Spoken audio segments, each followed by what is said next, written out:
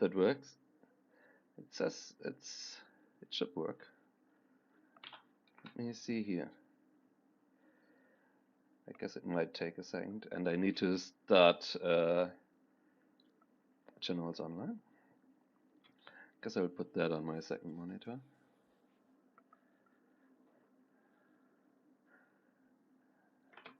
Also, I haven't tested the audio. Can you Check the stream? Yeah, just let me know if the audio works. Let me check. I need to find Ben Burr live stream.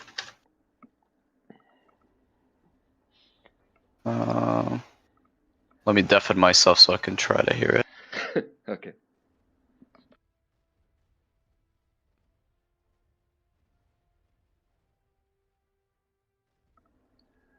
All right, can anyone in chat maybe tell me if it's working?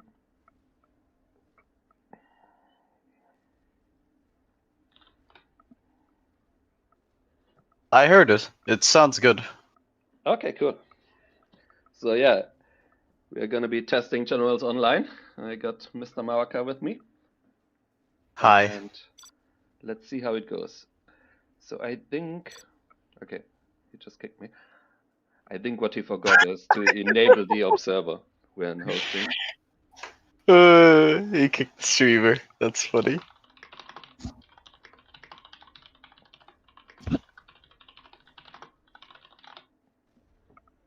Oh, I didn't even realize that was like an option on Generals Online. Yep. Where you had to like enable when you create a game. I don't think that's on Revora, is it? I don't think so. Yeah, that's a new thing. Cool.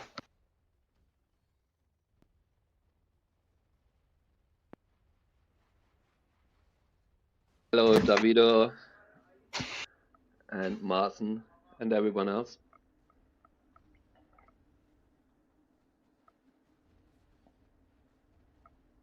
Let's see if he actually... Okay, now I can observe. All right, everyone. Let's see how this goes. So this is still an alpha, so there could definitely still be issues, but let's just see.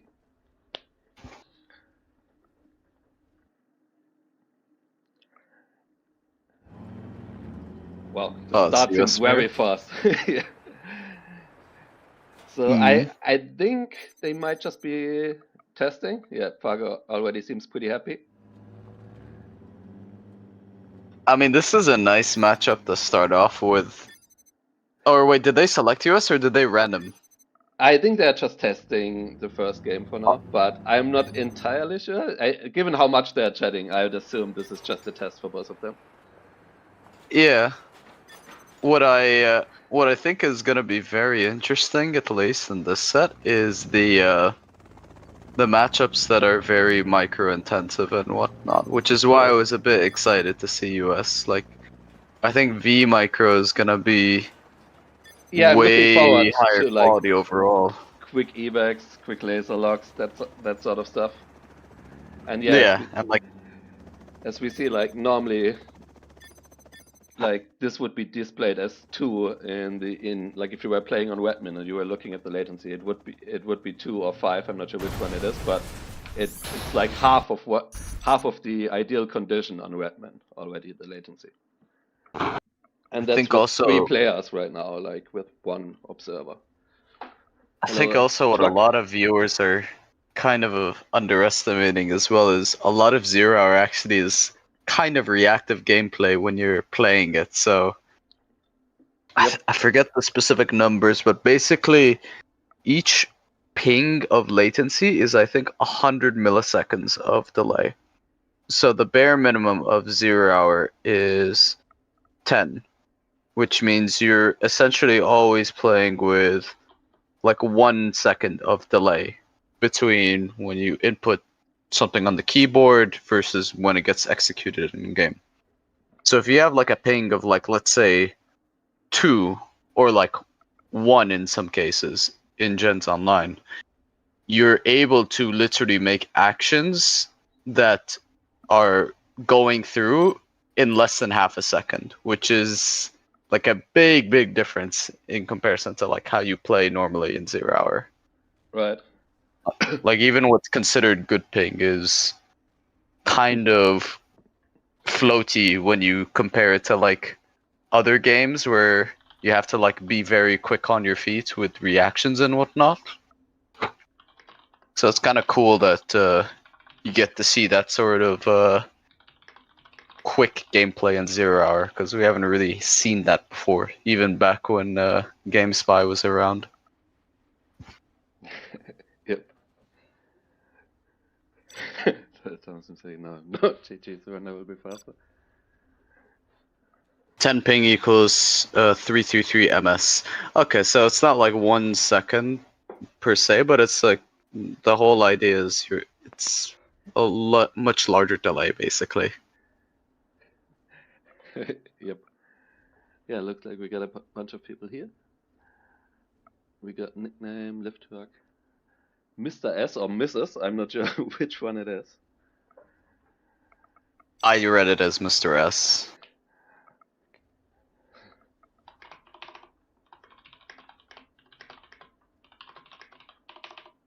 Is there any particular matchup you're excited to see on this Gens Online patch? Or not I mean, patch, I but, usually like, just Gens root Online for engine. like somewhat balanced matchups. That's all I'm rooting for. Like I don't care if it's like USA GLA. I'd be fine with that. Yeah, I think the matchups that I'm gonna be very interested in personally is like any kind of US mirror. I think could be really cool to watch with this, just because everything acts so much quicker. I think GLA mirrors could also be quite good. Well, we got a USA GLA, which is, I think, USA pretty GLA is exciting. also quite. So yeah, this would be one thing I would like to see besiegt. in the future. Old analytics is like make the armies shown in the loading screen. I know I made you aware of that, and I think it's just not super high priority, but you guys are going to change that because this fixes basically this whole like 2 minutes waste of time where everyone is getting the army and they're going in and out, because otherwise USA would have quite an advantage, especially in team games, because they can scan and you can't see it. You can't see the army. So that would be a very nice change in the future. I was a little bit slow quitting there because I'm bad at multitasking, so bear with me.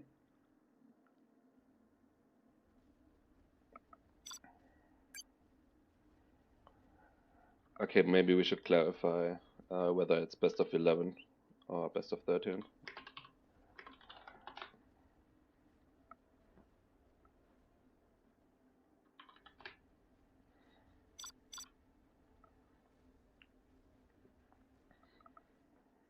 All right, so what's your thoughts on this matchup?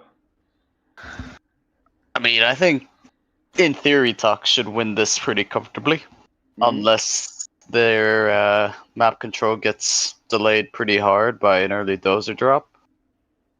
Like, I think once there's a Tox tunnel in the mid city and there's a Tox tunnel near the towers on the right, US is generally relegated to either hard pushing on the left side or investing in flashbangs with a V push to try and push through the mid, which it's always going to be really awkward. Yep, I agree with that. And I think against Toxin it feels a little bit worse to get flashbang because you can never like fully claim a building since they can always flush you out of it as well. At least Yeah, that's like, how I feel about it. Like it might be necessary, of course, on some maps, some matchups, but I think yeah. Anyhow, let me introduce the players quickly. So we got Tumstep in the top in green with Tox and Fargo in the bottom in blue as USA. This is kind of unusual for Fargo, by the way. He usually does a forward supply on this map almost like universally as the US. So I think he's just a bit distracted by the FPS. Very happy. Yeah, I'm pretty sure the players are going to be a bit distracted by it. So yeah, we got to cut them some slack. It actually takes a bit to get used to the low response time. Even though it's obviously great, if you're not used to it, it can be a bit strange at the start. So, yeah, we see the players being very happy. That is probably until one loses the first game, and then they're gonna not be as happy. But we will see. Yeah. I mean, no tunnel in the mid from Tumstep, which is actually really surprising, by the way. So he's going opting for a to tunnel tunnel the on the far left left and instead. right. And that first V I by was Fargo is a little bit maybe out of position. We'll see. And those are really exposed doses as well. Yeah. This is gonna be the first instance of response timing potentially as well, because the evac time is gonna feel so awkward initially to get used to. So there's another technical coming through the middle.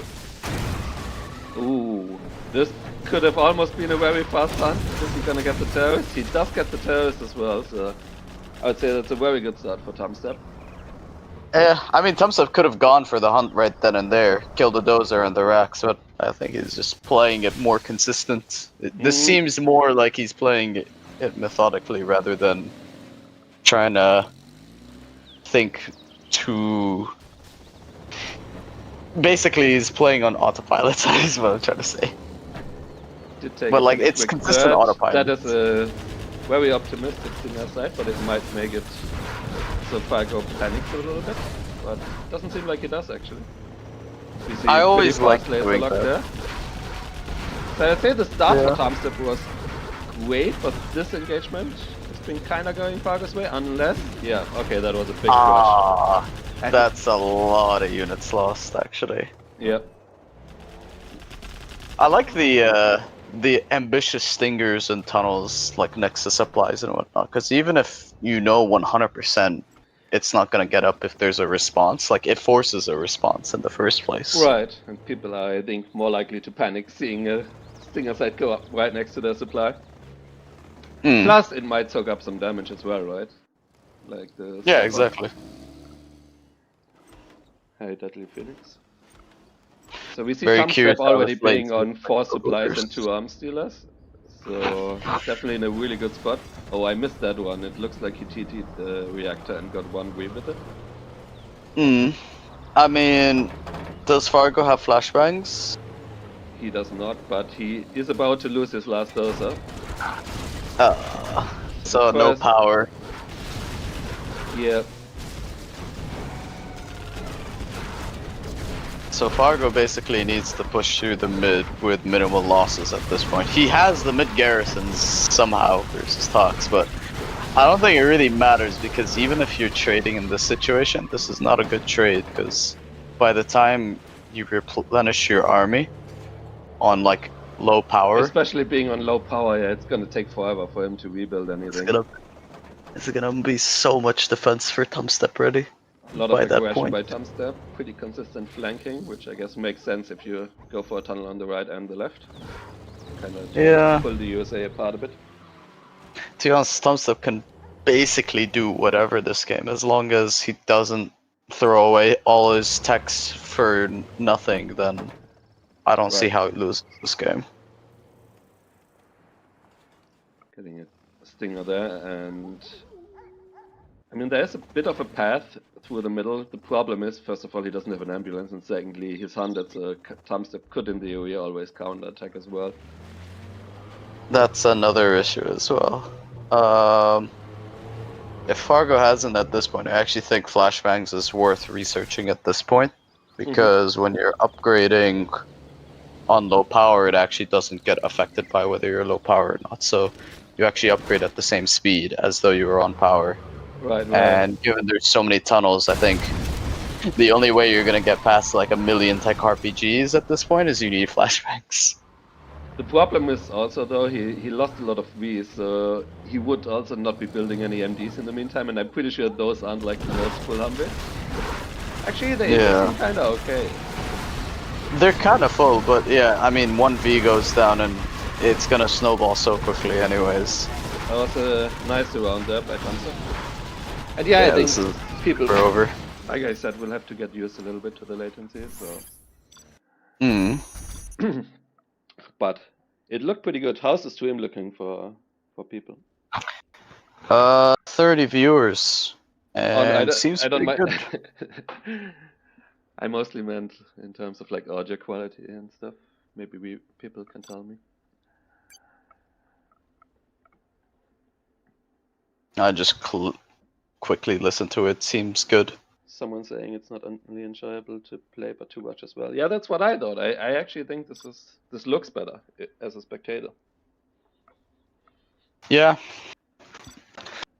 I'm inclined to agree. Oh.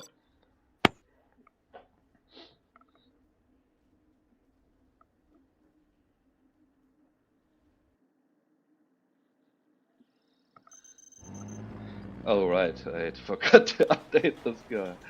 As you guys can tell, I'm not really a streamer.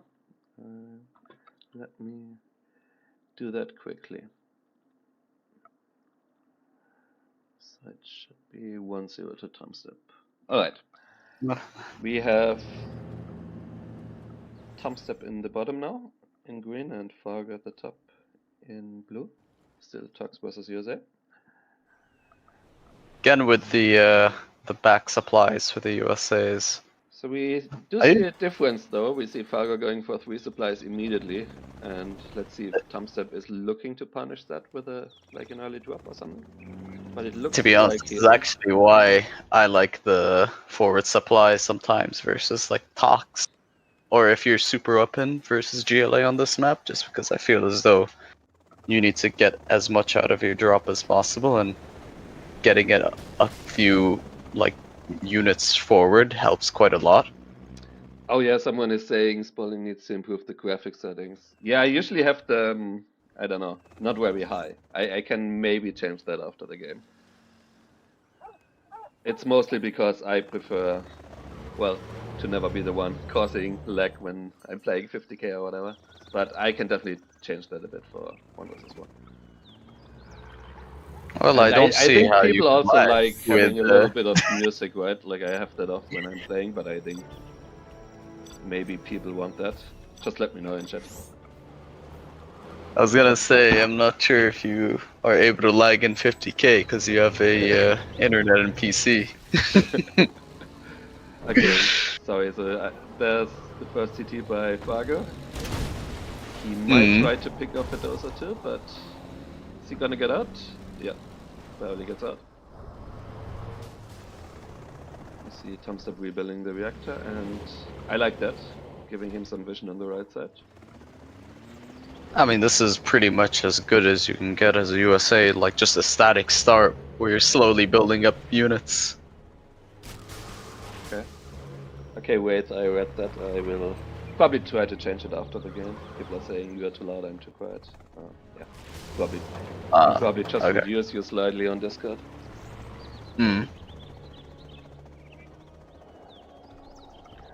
So, already a pretty decent Tumby block there by Tumstep. I think normally you want probably an ambulance right about now, and then think about pushing. What do you think? Yeah, I mean, once the next unit's an ammo, so I think the B army just crosses the map. Like, I think pushing is kinda your only option at that point. I think once the ambo comes out, Tumstep pushes between the mid and left, goes straight to the base, and tries to camp the arms dealer. Yep. So we see Fargo trying to prevent that by keeping Tumstep busy, but he actually left some units behind. Yeah. And these tech pickoffs, honestly, when you're in a situation like this as GLA, I think sometimes the best thing to do is to not actually focus on engaging at this point and just focus on like closing out the map.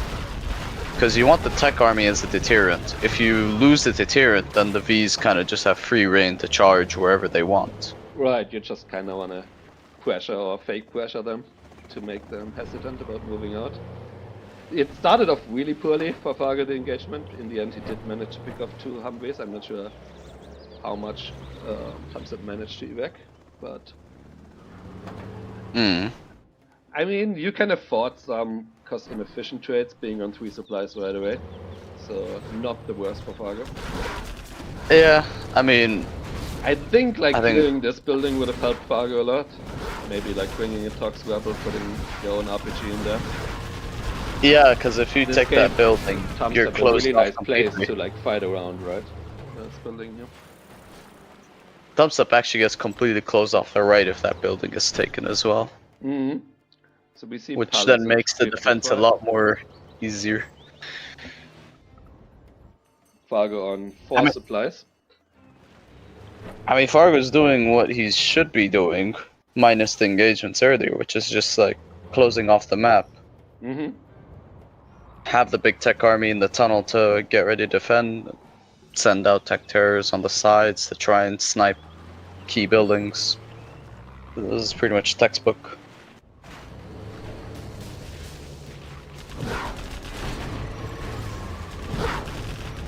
See Tumstep trying to push through here. But top's kinda locked off the map. Yeah. See some good light for that, so the top's tunnel string. Hmm. How far is the palace? It finished now. There's not a tunnel or any RPGs inside, so if we push it I really there, hope could get Fargo a bit puts an risky. RPG. Fargo kind of has a habit to leaving an empty palace, and I'm very worried if he's gonna do the same here. Come back to bite him here. And he's also kind of pushing Tumstep in that direction, actually. He is. Like, it might have been better, I think, to come from here, like, to actually, make Tumstep go back instead of pushing him forward. Yeah, and I think that empty palace is gonna bite him. Could come back to bite him. I actually think if you're Tumstep, I actually think it's worth it to just trade the Vs for the palace, like go behind the palace and kill it. Yeah. It also seems like he lost his barracks before getting a charm node, which would have also been. That's exactly what he's doing. Yeah, there's the palace. Like just a couple of RPGs and charm and would have stopped this from happening. I've seen this quite a few times from Fargo. It's not. Yeah. Maybe was a little bit too greedy. Like you're already up like 2 supplies and oil. Yeah. Couple more tunnels probably would have been helpful. He's got a ton of cash, but doesn't really have a good way of spending it right now. Yeah, what a throw. I would have to agree with that. Yeah, I mean, I feel like both of us saw this like 2 minutes ahead of time when we were thinking about the push. Yeah.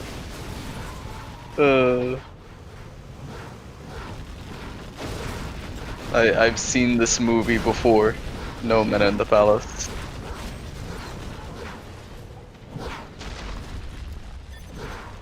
So looking like 2-0 Tumstep.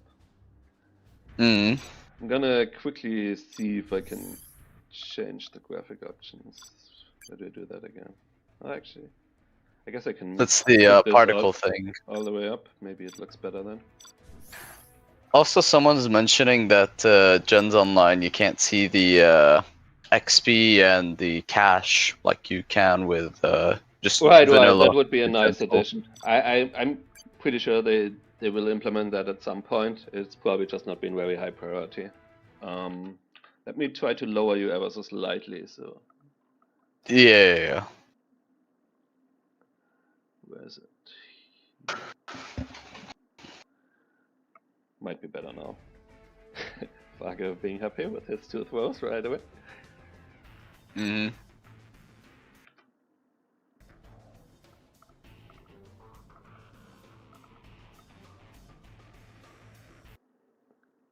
Oh, now someone's saying my mic is too low, so I guess I have to turn that up as well. Okay, let's see. Besiegt. Okay, they quit, so I might have time to do that. How do I do that again? Microphone.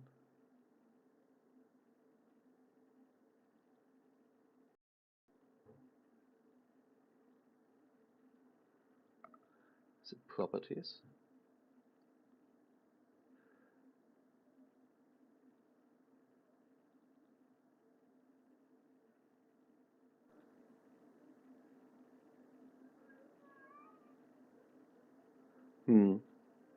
Hope it's not too quiet, guys. I'm not quite sure how to change that right now.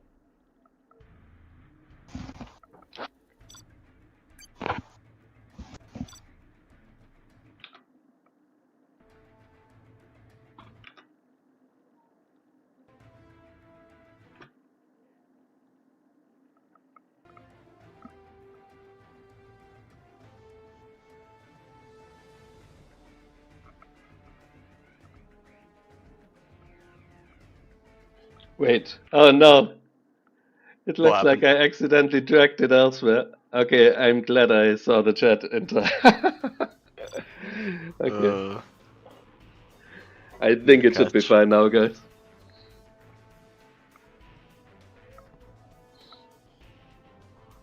Also, we got China against infantry. Hmm.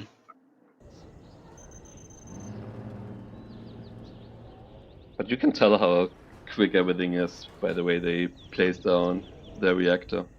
It seemed to like instantly Yeah. happen after loading into the game, which is very nice to see. Also, there used to be a bit of like lag or delay at the start of the game, which they completely fixed now. It's very nice as well. Mm-hmm. This was a Quite little nice. bit strange. Like I didn't quite see the animation of the frenzy, but I heard it, so that might be something worth looking into. Hmm. I'm pretty sure I heard the frenzy there, and yeah. I did as well. So we have Tumstep in the bottom market.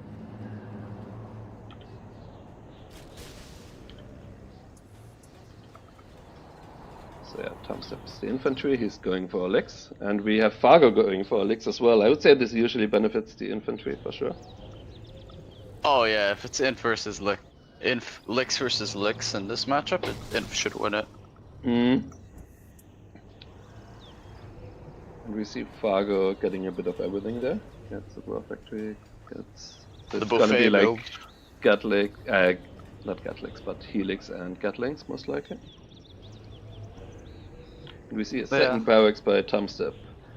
Could be maybe looking to capture the oil behind this. I'm not sure. What do you think he's gonna do with the second I think barracks? he's rallying tank hunters from that second racks to mid, so he gets easier mid control.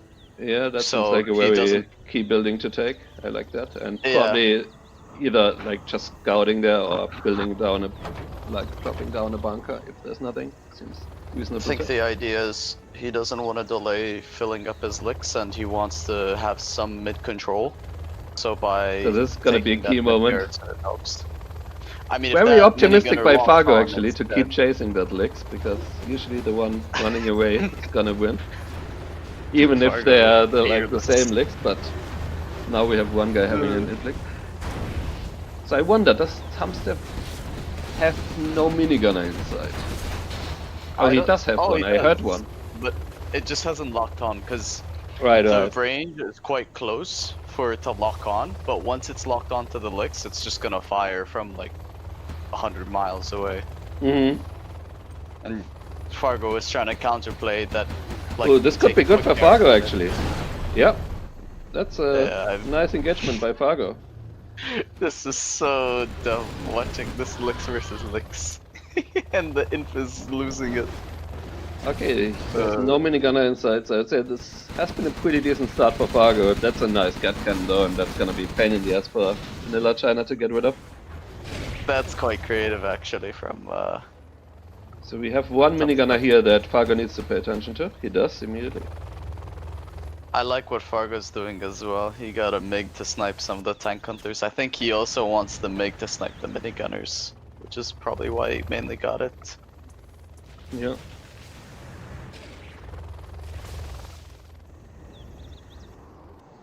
Yeah, this build looks very like strange, to be honest. I still find this like going licks both ways in this matchup so weird, but I understand the rationale. It's a pretty fast second War Factory by Tumstep as well after opening 4 licks.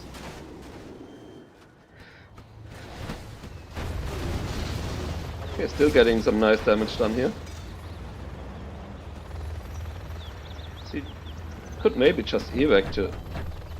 Ooh. Oh, I think Tumstep would have killed it if he didn't evac and if he targeted the licks, but... This is an interesting push now. Oh, he's not paying attention there, Tumstep. That could be game ending. But Fargo also needs to target... Ooh. Okay, he's killed all the tank hunters with like the splash damage. But that could have honestly been like a very deadly push. I think it's still gonna be a deadly push because that flamer is gonna get behind the supply. Yep, it's a very nice push by Fargo. And also a nice denial on the oil there. Yeah, and the kill on the supply.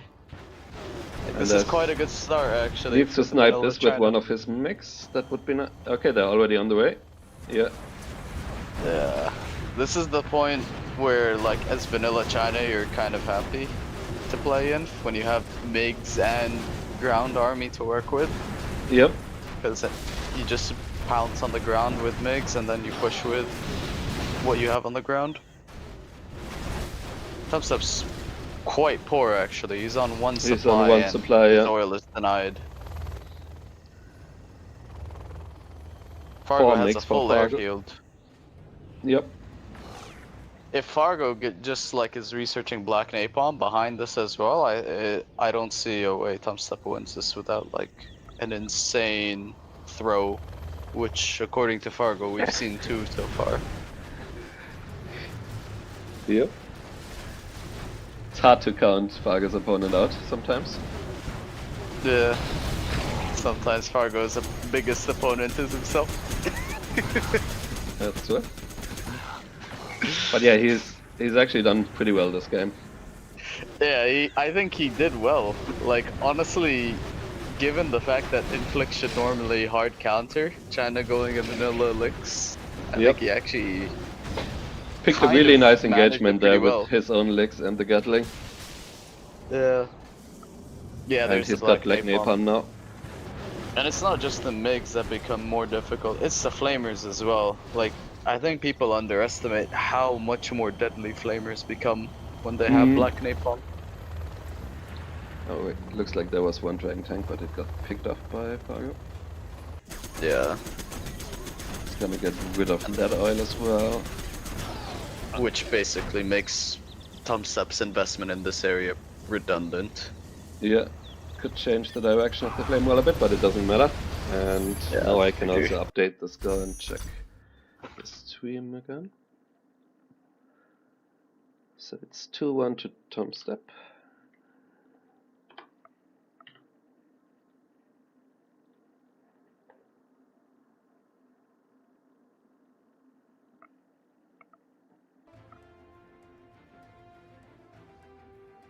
Hello, Apex.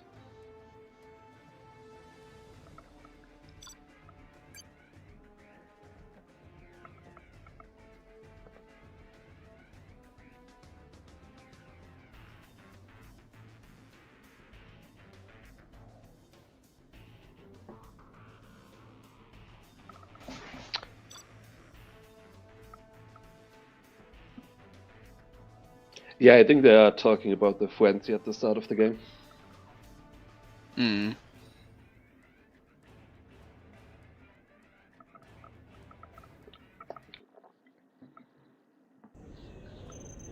Alright, now we have Fargo at the bottom in blue as infantry and Tumstep in the top in green as vanilla China. Nice.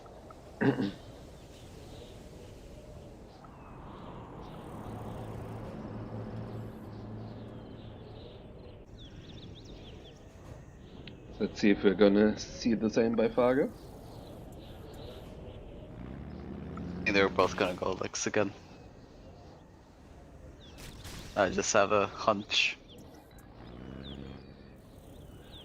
Yeah, it looks like Fargo might be going for something else. Yep, here comes the War Factory. Is Tumstep doing a licks? Tumstep is going for a lick.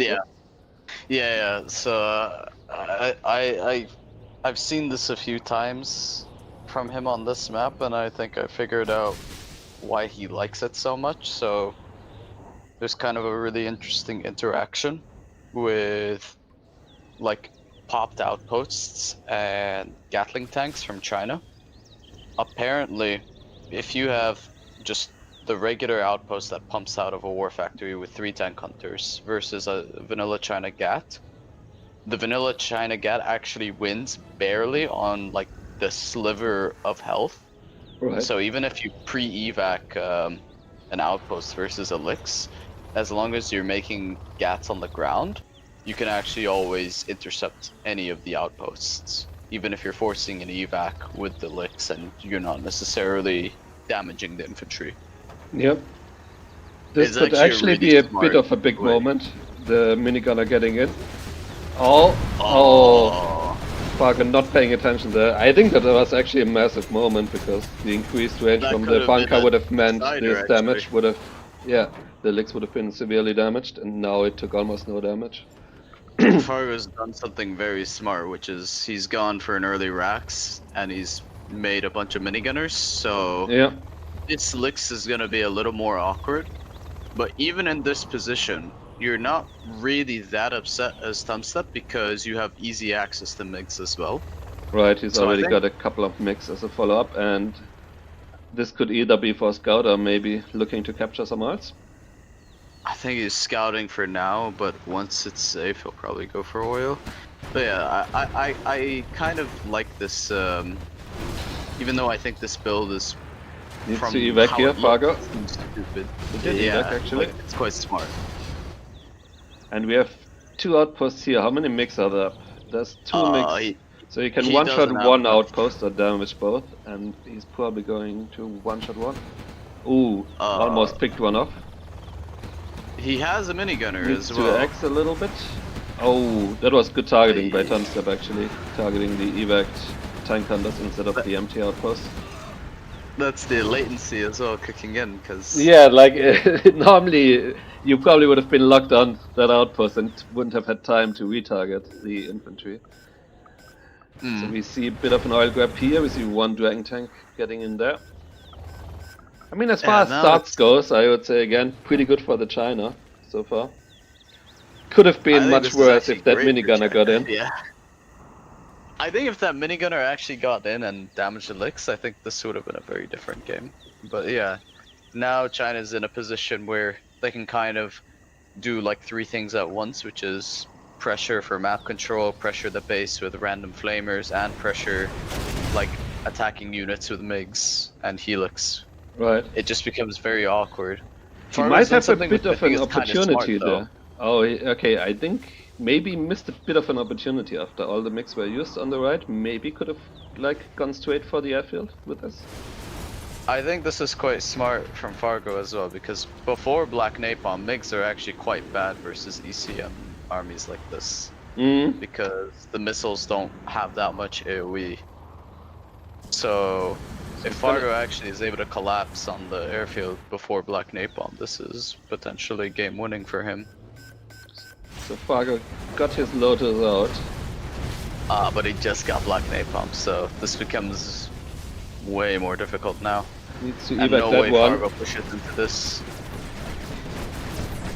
Like the issue is, even if Fargo evacs, now he's gonna have to fight into tank hunters and flamers. He's taking a pretty good engagement so far, though. Yeah, but like every couple seconds you're fighting, it's another reload for the MiGs too. Blix is gonna clear up the flamer. Gonna get cleaned up by the looks of it. Tumstep in the meantime expanding and taking the oil, which is nice. I honestly think this is a very smart innovation build from Tumstep. I've seen this like a couple times from him now.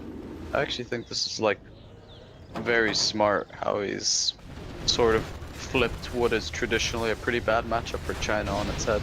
Yeah, I mean, one thing you could say is if someone does it all the time, do you really need the frenzy, or couldn't you just pick the Vet-2 minigunner maybe?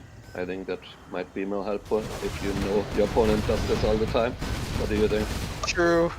I mean, yeah, but even if you pick the Vet-2 minigunner, I mean, I think this build is consistent enough. Oh yeah, it's still a good build. I'm not disagreeing with that. Like, it's basically saying, like, is that Vet-2 minigunner gonna make a difference this game? I don't think so, but I think it could sometimes though. Like, if you kill an early MiG that you wouldn't have otherwise killed due to the upgrade, I think that can like snowball pretty quickly. I know it might not always make a difference, but then again, I mean, you're not using your other gen abilities until you're level 3 either. And so many games are decided before then. I'm saying, like, in this specific game, I don't think it would have made a difference, but like, obviously I think it's better to get the Vet-2 if you're expecting it all the time. Yeah, we also see no subliminal messaging by Fargo, which, yeah, always pains me a little bit. Such a good upgrade. Yeah. And now it's kind of a slow death from China, because China can basically slowly expand the map while also getting free pickoffs constantly with MiGs, while also pressuring with like random flamers. Yeah, It's I just was like a looking for very the awkward outpost as well, because that's often, I think, one way Inf can still sneak a win at this stage is if they capture the airfield. But Tumstep Yeah. seems prepared for that. I think this is like already over at this point. I don't see how Inf wins now. Because by the time Fargo musters up a new army, it's gonna be so difficult to siege when you're fighting into MiGs and bunkers. Oh, I missed the Dragon Tank there, actually. How's the Dozer situation looking? It looks like it got the prop center, actually, because Fargo's rebuilding it. It's a pretty big loss. This is getting picked up as well. It looks like this might have been an empty one, actually, the front outpost. Okay, I mean, how's the oil situation looking? Fargo is on 1 oil for now. Both have the middle supply.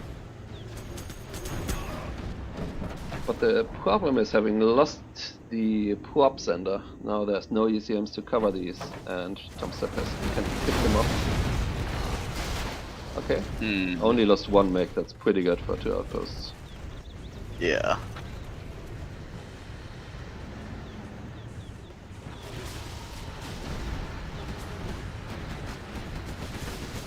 I think if you're Tumstep in this game, you're pretty confident about closing it out as long as you don't just throw away your lead. Yep. Yeah.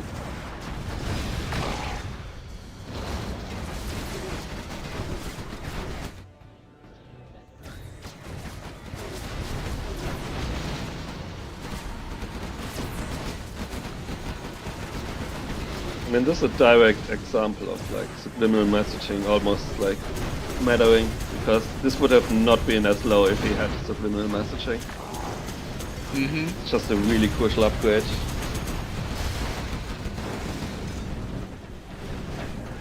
I mean, Fargo actually doing pretty well considering I don't think his start was very good.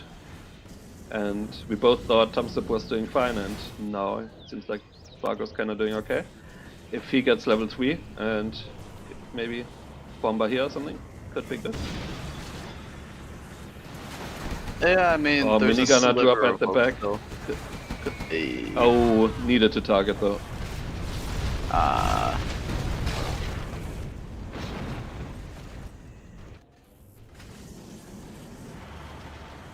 So many mix. Also, what Tumstep's probably doing, which I think he does this quite a bit, is he's positioning the GATs around such that he can basically intercept like carpets or the minigunner power drop. So it's gonna make it way harder in the future to basically get behind the airfields unless you're using artillery.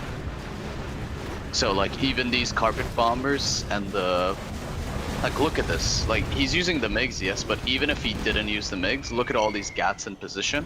There's no way it would have reached the airfield. Yeah, nothing got in there. So that is pretty bad for Fargo. Still needs to deal with all of these MiGs and the ground army. Seems like a tall task. Yeah, quite a tall order. Alright, we see Tumstep still picking off outposts. And I think Fargo's kinda gonna run out of steam now. He has 1 troop crawler, 2 ECMs, 1 outpost left basically.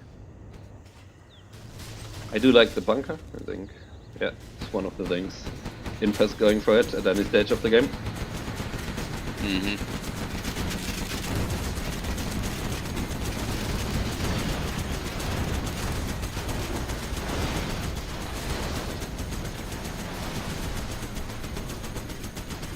I mean, arguably Tumstep could have probably just waited for his mix to kill this, but I think he's feeling quite confident now, and Fargo on the verge of losing.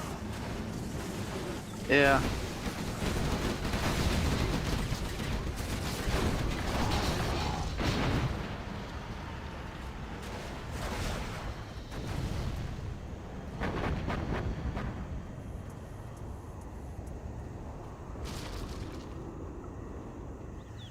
Okay, so we see artillery by Tumstep, probably on the supply here.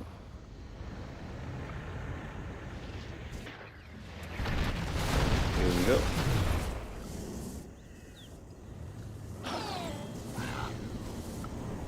So yeah, pretty interesting. Vanilla China winning twice here.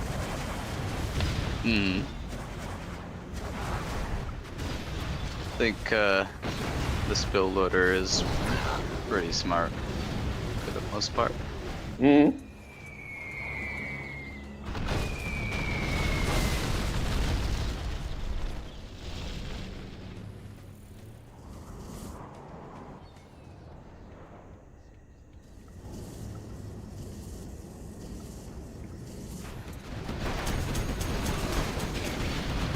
One licks by Fargo, but I mean, it's very hard for him to make anything work against 8 mechs now.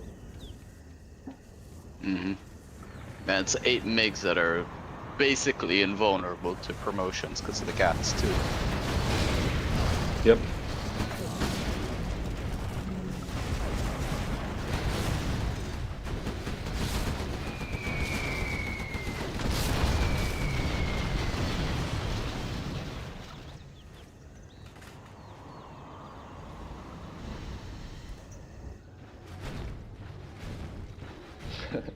Not sure how that got here, but here's one tank hunter chipping away at the crop center.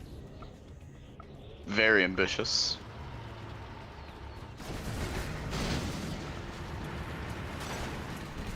Yeah, so we see Fargo pretty broke.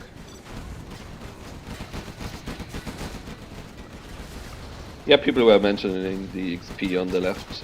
I'm pretty sure that's also going to be included at some point. For now, they've mostly focused, I think, on the connections, latency, and stuff like that.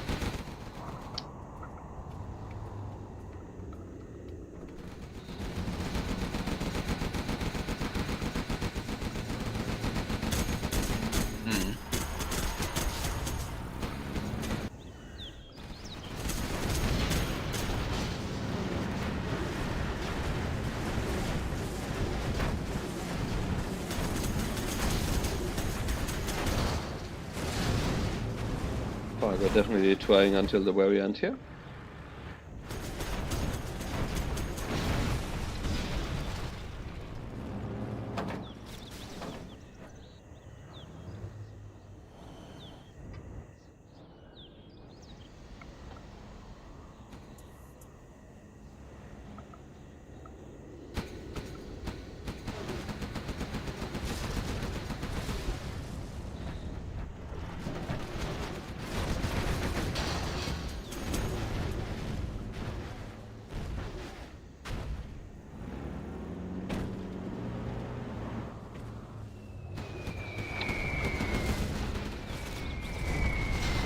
Yeah, it's pretty rough for Fargo as well.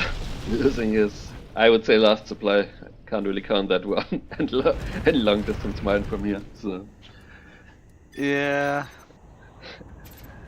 Okay.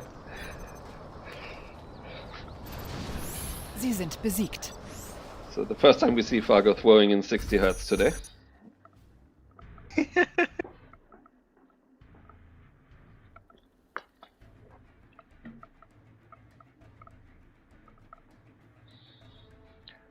And I guess I have to update the scoreboard.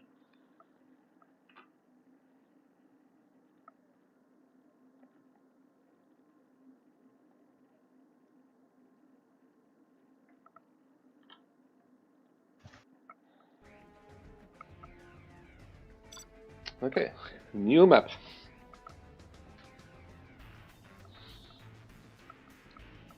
Seems pretty nice for what I've seen so far.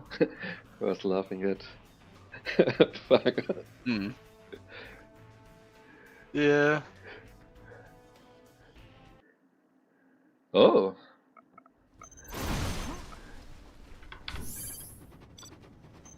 We got Tux against them.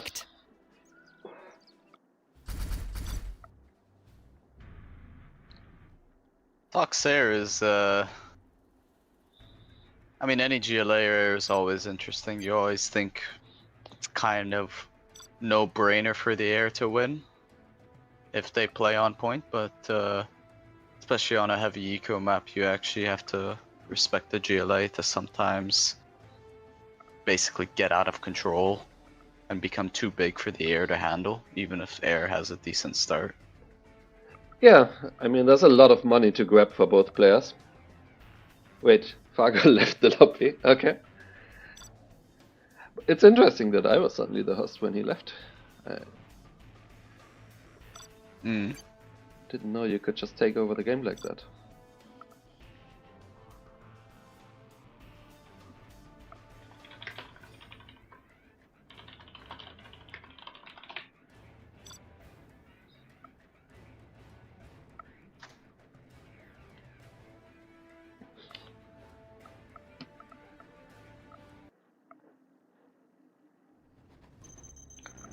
Alright, so we see Fargo with air in the left and Tumstep with Tox on the right. He's saying outpost.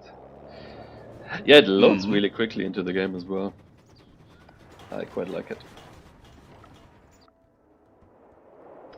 And I would assume 3 supplies by Tumstep, yeah.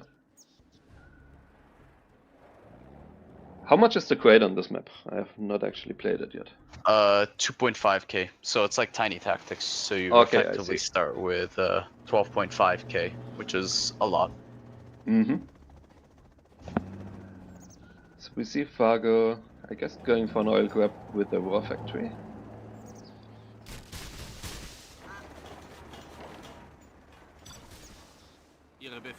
Was brauchen Sie, General? And you can do that while going to supplies and for Chinox, due to the extra cash.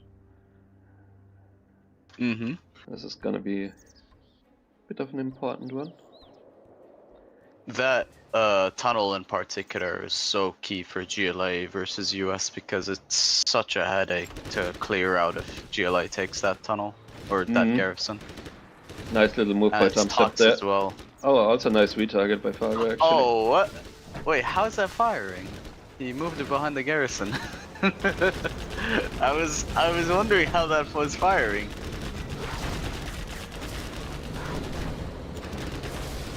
Okay, we see nice reaction by both here, and I'm pretty sure there's something else inside of terrorist. Here. Oh, that was a massive one actually for Tumstep. That actually. And he killed this one.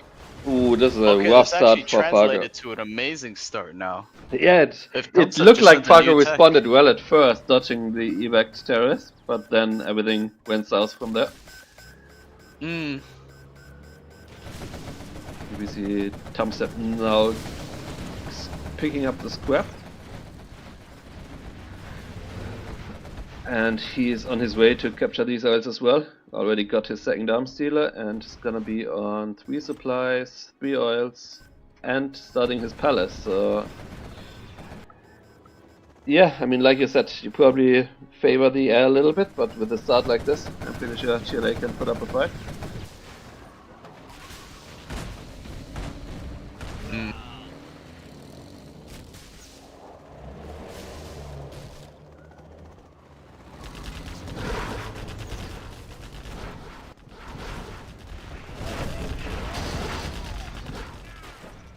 I wonder if it ever makes sense to build like both supplies up here, because you've got crates here. But I guess once it gets mined out, it's a bit awkward since you have 4 Chinox on ground supply. A fort supply where, you mean? No, I was thinking if it ever makes sense to like build your first 2 supplies here because of the crates, instead of one here, and then you only have to cover a smaller area. Yeah, that's fine. Like I do that as well. I think Fargo's just trying to be efficient because he wants to like not spend as much time there and firebase his oil faster. And this is a very annoying position to clear for the air, so I think Fargo probably realizes that and thinks his best bet is to push now, which Tumstep's already ready for a push. Yeah, his palace is almost finished by the time Fargo gets there. And he's had early, very nice stinger there. He's also had 2 arms dealers pretty quickly, so I'd expect a lot of units by Tumstep as well. Oh, is that a TT from the... Oh, that was very nicely done as well.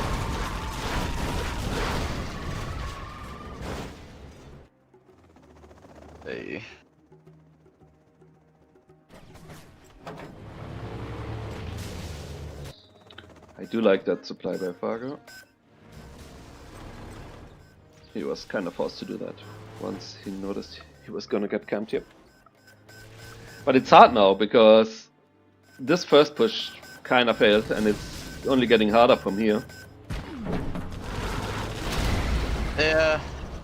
Because like now you're gonna be facing some buggies as well, I would assume. Yeah. The air is gonna get choked out eventually because he can't collect at home and he has to push, but he can't push, so he's just kind of in this like limbo where he can't really do anything other than pick off like the random free shit on the map without really making progress.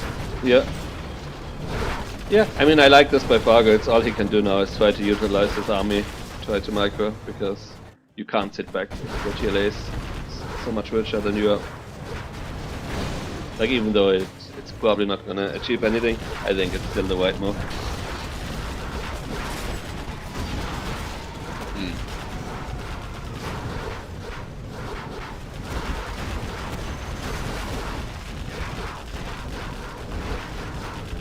Did pick off the German at least, but it is gonna cost him his whole army. And in the meantime, yeah, Tumstep taking this supply, taking this supply. Wait, I thought he was taking it. He was just long distance mining. Yeah, and Fargo being down to 1 dose, I also figured he wants to rebuild his CC, so that means no search and destroy for now either. No carpet. Yep, we see Tumstep already on 4 black markets in a second.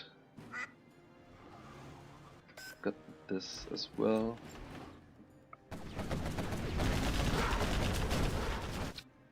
Is he preparing another TT? Not yet.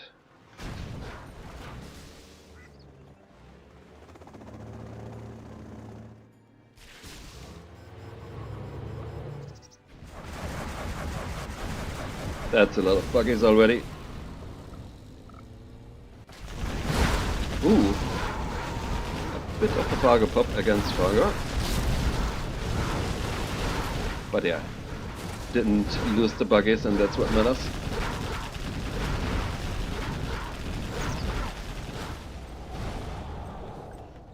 Could go here, but I mean, he doesn't have the vision we have.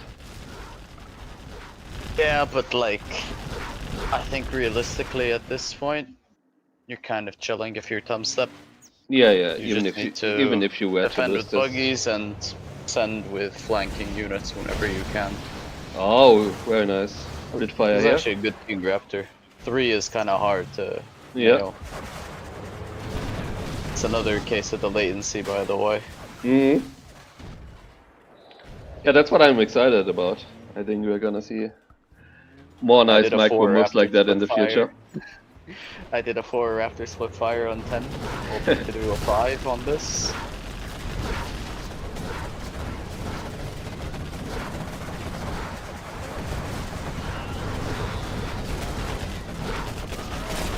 Yeah, that charm is gonna clean up.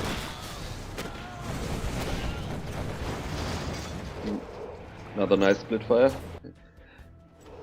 Just the start, I think, was a bit too rough for Fargo, losing 2 Vs and a doser to 2 terrorists. I think. I argue that actually might have been like complete game changer as well. Oh, Because it it basically was, means yeah. Fargo has to play a passive start. Yep.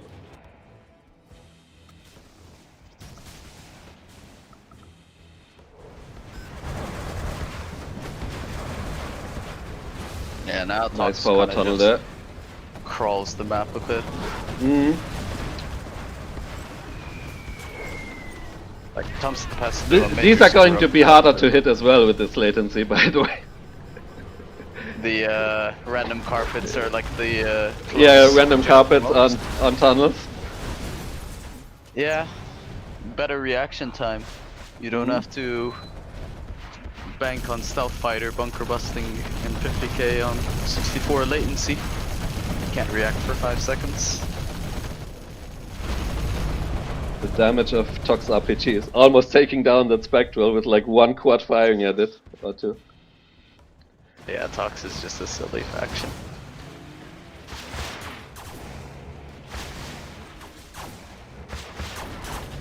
Nice King Raptor for the PDL.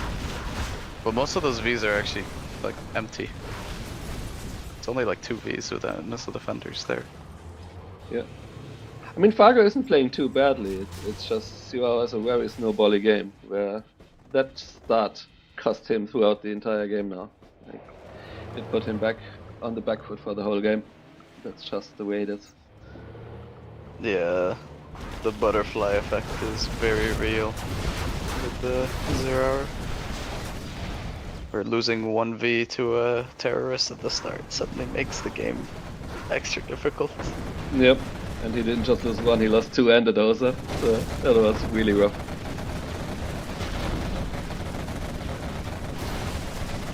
So yeah, I don't mind this either. Like, I think if you are behind, you gotta take some risks. It did get shut down, but against a good player like Tumstep, you can't play safe when you're behind. You can do that when you are much better than your opponent, but when you're not, I don't think you can play safe when you're behind. Yeah.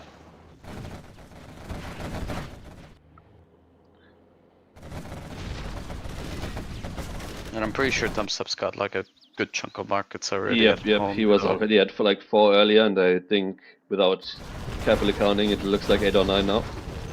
Like Tumstep can easily just focus Plus on... there's these infinite supplies for the people who haven't seen this map. These supplies replenish. Yeah, you just hold the train supplies and you basically just keep mining those on top of the markets, and you're always gonna outscale Air Force in a position who's stuck in their base with 1 or 2 drop zones. Got his cash bounty now as well.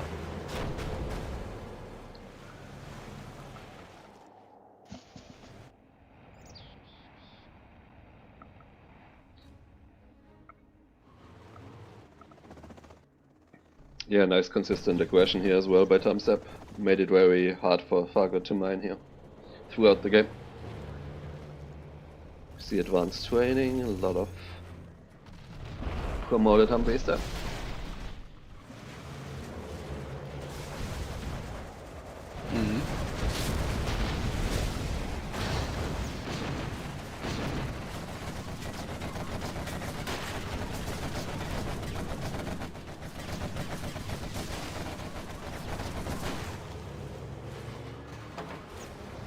Funny how the game changes and players, of course, keep getting better. You used to be like super impressed when someone killed 2 buggies. Now you're like, I guess he only killed 2 buggies with a King Raptor. Yeah, it's one of the things I like about 0 is that it's getting limit tested quite a lot, and yeah, this is a bit unfortunate that you can hit these. This has nothing to do with Generals Online. It's just part of the map where. Yeah, it's the one thing I actually dislike about the map. It's how awkward the obstruction is when it comes to like projectiles with these buildings. But I think something similar happens, if I recall correctly, with these artillery platforms sometimes, where if you have this and there's a unity, it hits this building and it hits the wall, not the base. Yeah, which is annoying. But I think something that's definitely happened to 0 in like I want to say the past 3 years, especially 5, maybe 4 years, is that I think players are being a lot more what's the word? They're being a lot more willing to push the limits of the game rather than sort of sticking with what they know and just rely on. Like, yes, it's always good to try the classic TNT Tech RPG lead on like a USA GLA matchup, but sometimes new builds come along and people realize those new builds end up being better than what existed. I think the easiest example I can think of from earlier ZH is like when people learned that playing quads only versus US was not as good as playing techs only, but like I think a modern example of that is like the whole 3 supplies trend when it comes to GLA USA, for example. Yeah, but I think part of it is also the new maps. Like it is harder to go 3 supplies on some of the old maps.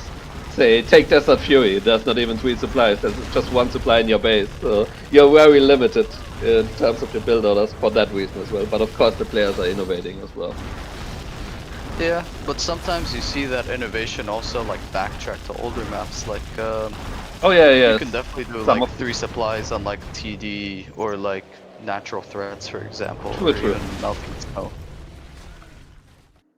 I think the new maps definitely help promote innovation a little bit, which is Yeah, why I they always allow for build orders that weren't even possible before. For example, due to the 2.5 crate.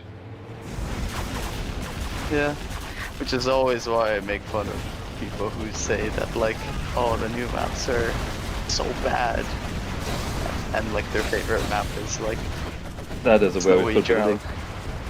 That is like, I think that's 10 RPGs in that building. That That looks is like 10 gonna RPGs. one-shot raptors as well, flying above it. Yeah. Yeah, that's why I like poke fun at people who their favorite map is like imminent and they say like, oh, Blue Hole is so bad, like why is there like 10,000 supplies on this map? I mean, I they're more just wanted challenging to go- play, that's for sure.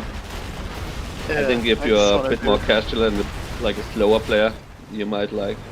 I think it's nice to have a bit of a balance of maps. We introduced a lot of like macro maps, which I think is nice. They weren't really a thing before.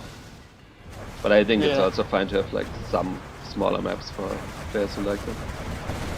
Yeah, I mean I like to play like old school maps still as well. Like even on occasion I actually like playing something like TD for example.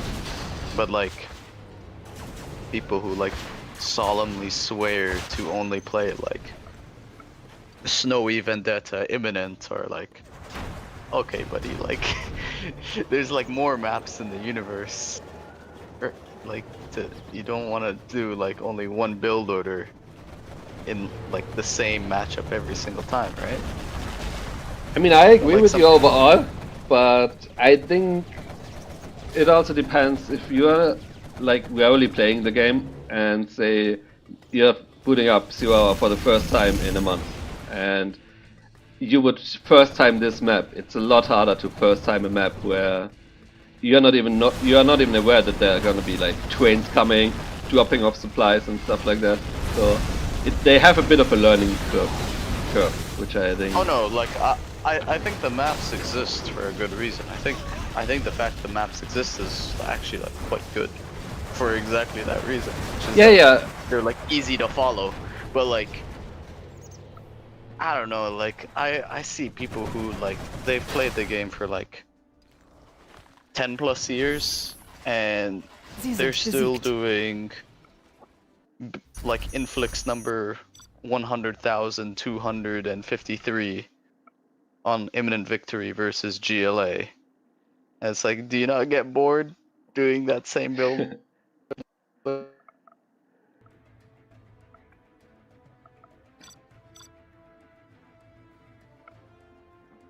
Let me check up on the chat if everything is fine.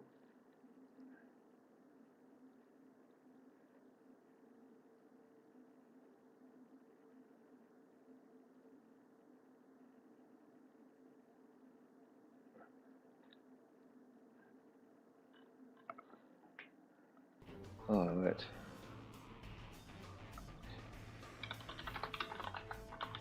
Okay, I'll be right back in 2 minutes.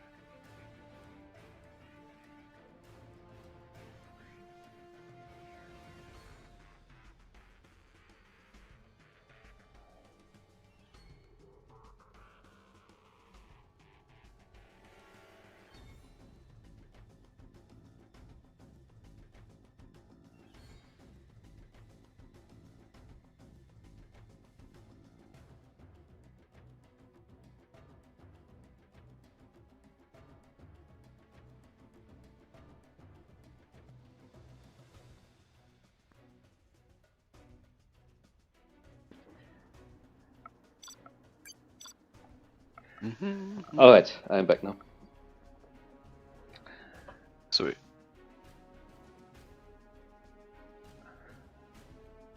Yeah, I think everyone has their own opinion. Deadly Phoenix, you're saying the perfect maps are like Duelim, Vendetta, whatever. I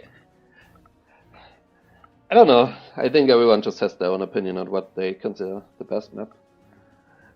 I think Vendetta, for example, it's not a bad map. I don't mind it either, but I do think in terms of build orders, there's not as many options as on maybe some of the bigger maps.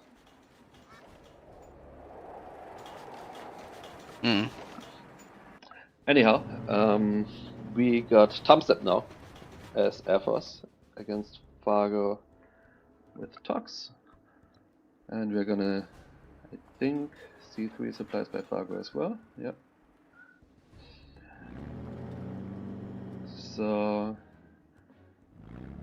might see Tumstep keeping his CC. Definitely an option you have when you have an extra 2.5k. I think it's worthwhile, especially if you're gonna go for oil as well. And we see a Raptor, so quite a different build order by Tumstep. And we see no early tunnel here yet. That's gonna be one, I guess, but I mean, another thing it allows you is to be a bit more aggressive, I would say, with your dosers. Like, I don't know, sending it out, crushing stuff as well, if you have your CC.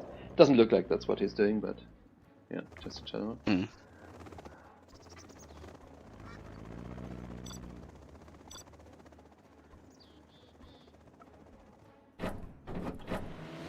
So Fargo needs to get over here as soon as possible, trying to deny that, and we're gonna pay attention to the first Raptor.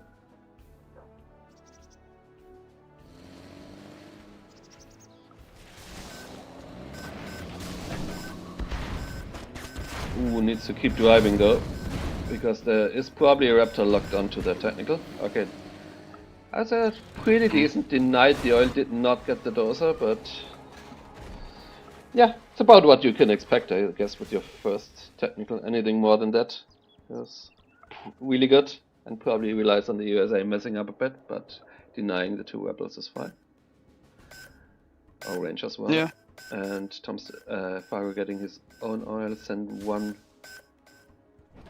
rebel here, and got a nice power tunnel here. So here's the first V, which is now gonna try to deal with that Gatling, or what? Ooh, might pick off 1, almost. Needs to send this a little bit more to the left so he can actually start hitting these, yeah. Oh, did not target, could have killed that one. Tumstep now getting his oils here, moving the Chinooks there. This could be a very nice tunnel if Tumstep is not paying attention. He does have radar, so might stop it in time. Oh, not quite fully get the oil. And there's 2 Raptors up now. There's a lot of tunnels here, making it pretty hard to deal with this. And how's the tunnel looking? It is gonna get up. So that's gonna be very annoying for Tumstep as well. Can maybe put an RPG in there. I know he is Air Force, but still, like, a couple of quads. I mean, once an RPG and a quad are there, he actually just flat out camps that supply, and if Fargo camps the top supply, which he's already doing, then Tumstep's actually on 0 supplies. Yeah. I think Tumstep's respecting that. Yep, gonna clear that now. So nice move by Fargo actually, while Tumstep is playing that. He's counter-attacking with what seems like 4 quads, and oh, could kill out. Yep, gonna get all of the Raptors.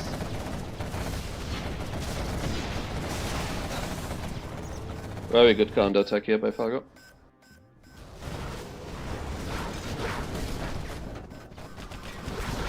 That's an empty one, I think. Yeah.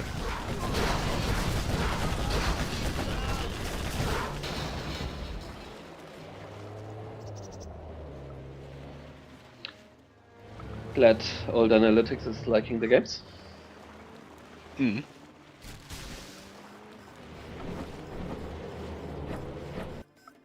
It is making for enjoyable games to watch. This, Yeah, it already looks low really good, and latency. remember guys, this is still an alpha build. So both the Super Hackers and Tunnels Online did a really good job so far. Mm-hmm.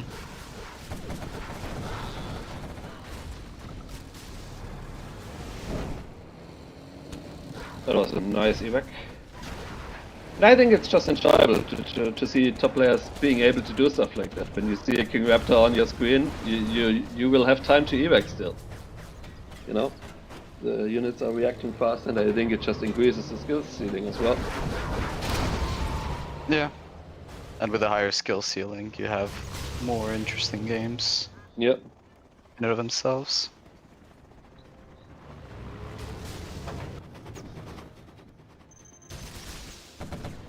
Yep. Fargo playing this well, keeps the pressure on.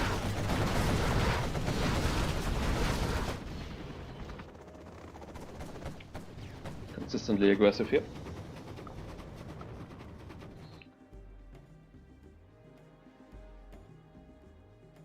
Could maybe get a couple of buggies now that he dealt with most of the air units, but looks like he doesn't need it. Wow. And 4-2. Yeah, Sie sind it's besiegt. pretty decisive game. Mm.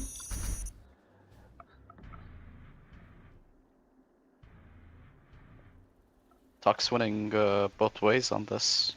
Yep. Which you kind of expect, to be fair. It's another think thing, just like where the map just... I'm not even saying Tox should win there, but if you have a bad start on this map as Air Force, Tox can snowball a lot quicker than on some old maps, because you can actually take not just a dirt supply, but you can go up to like 5 supplies, 3 oils. And also just flat out deny your opponent's like supplies really easily. I think Tox has a really easy time doing it on this particular map.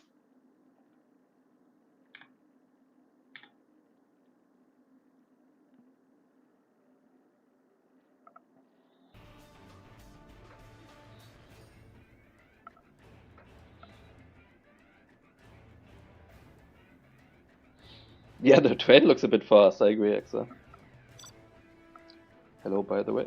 I think that's like the same as like the regular engine. I don't think that's any different. Oh, okay. I think neither Exile nor me have played that much, so might just be inexperienced talking as well. Sie sind besiegt. So I kind of missed the matchup, except for it's USA. I mean China against GLA. Let's see which ones they are. Okay, we got Tank. Oh, he was not supposed to host.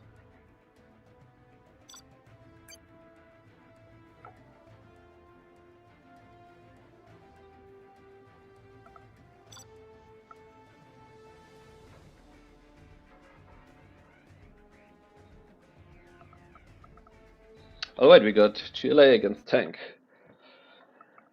I personally like that matchup because it's usually non-stop action, since the Tank can't really afford to sit back, so it rarely turns into a boring game, I think. So yeah, we have Tumstep as Tank on the top and Fargo as GLA in the bottom. So we see Tumstep not going for a forward supply, but back supply, so most likely not a truck rush. Could sometimes, I guess, still truck rush with that truck, but most of the time it's not quite as aggressive as the front supply, but it also doesn't leave you as vulnerable, I would say. I think this is a very even map for Tank GLA.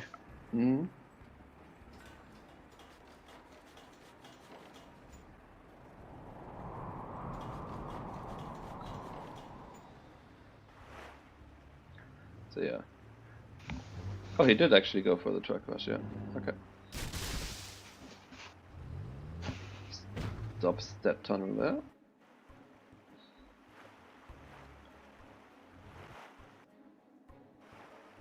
Wonder if he's trying to line it up maybe with a dragon tank. We'll see. Nope, it's still a Gatling.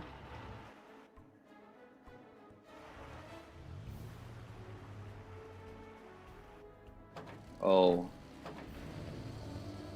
He is gonna pick that one off.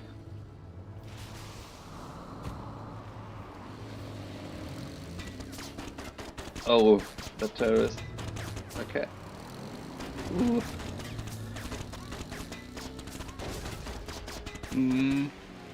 So I mean, that truck already, I think, sort of did its job. It denied one worker here, it delayed the technical, and it delayed mining time there.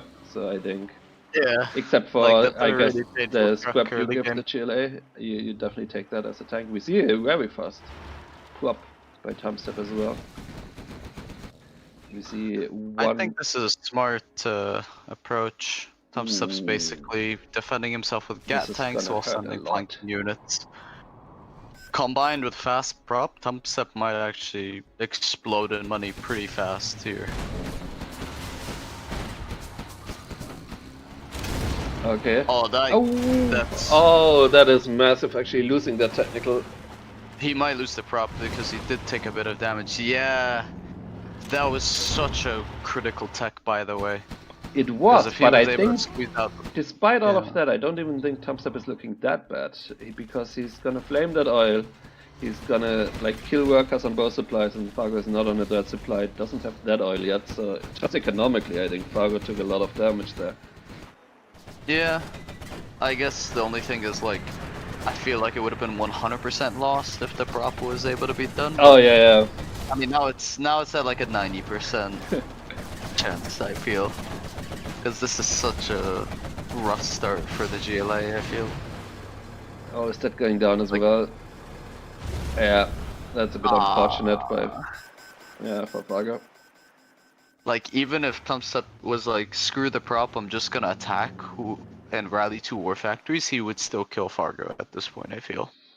And now it's kind of tricky for Fargo, because having... So I don't mind that by Tumstep either. Like, your opponent saw the prop, so he's probably not gonna build too many more quads, so his legs can definitely put in some work. Yeah. Plus he's gonna get like a splurge of money pretty soon, because Lotus is gonna take 1 oil, and then like 20 seconds later Lotus is gonna get another free oil on top left.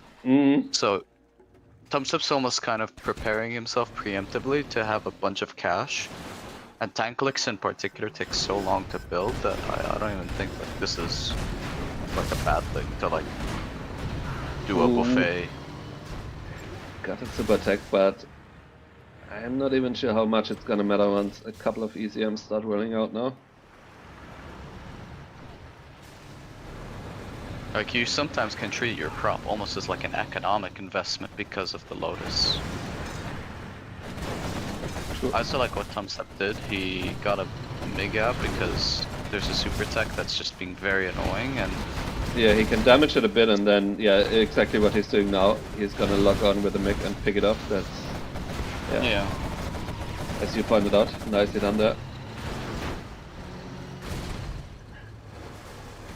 Yeah, I do think Tumstep could have maybe like rushing a prop like that, maybe get out 1 Emperor or at least a couple of ECMs, because right now he's only really built his prop for the Lotus, which I'm not sure I quite agree with.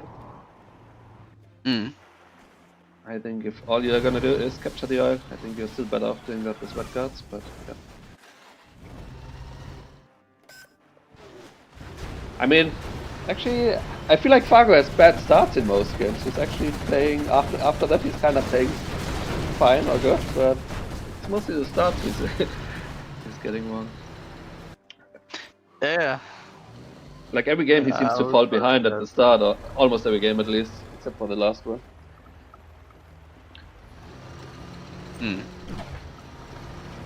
People are saying it's looking very smooth. I'm glad it does.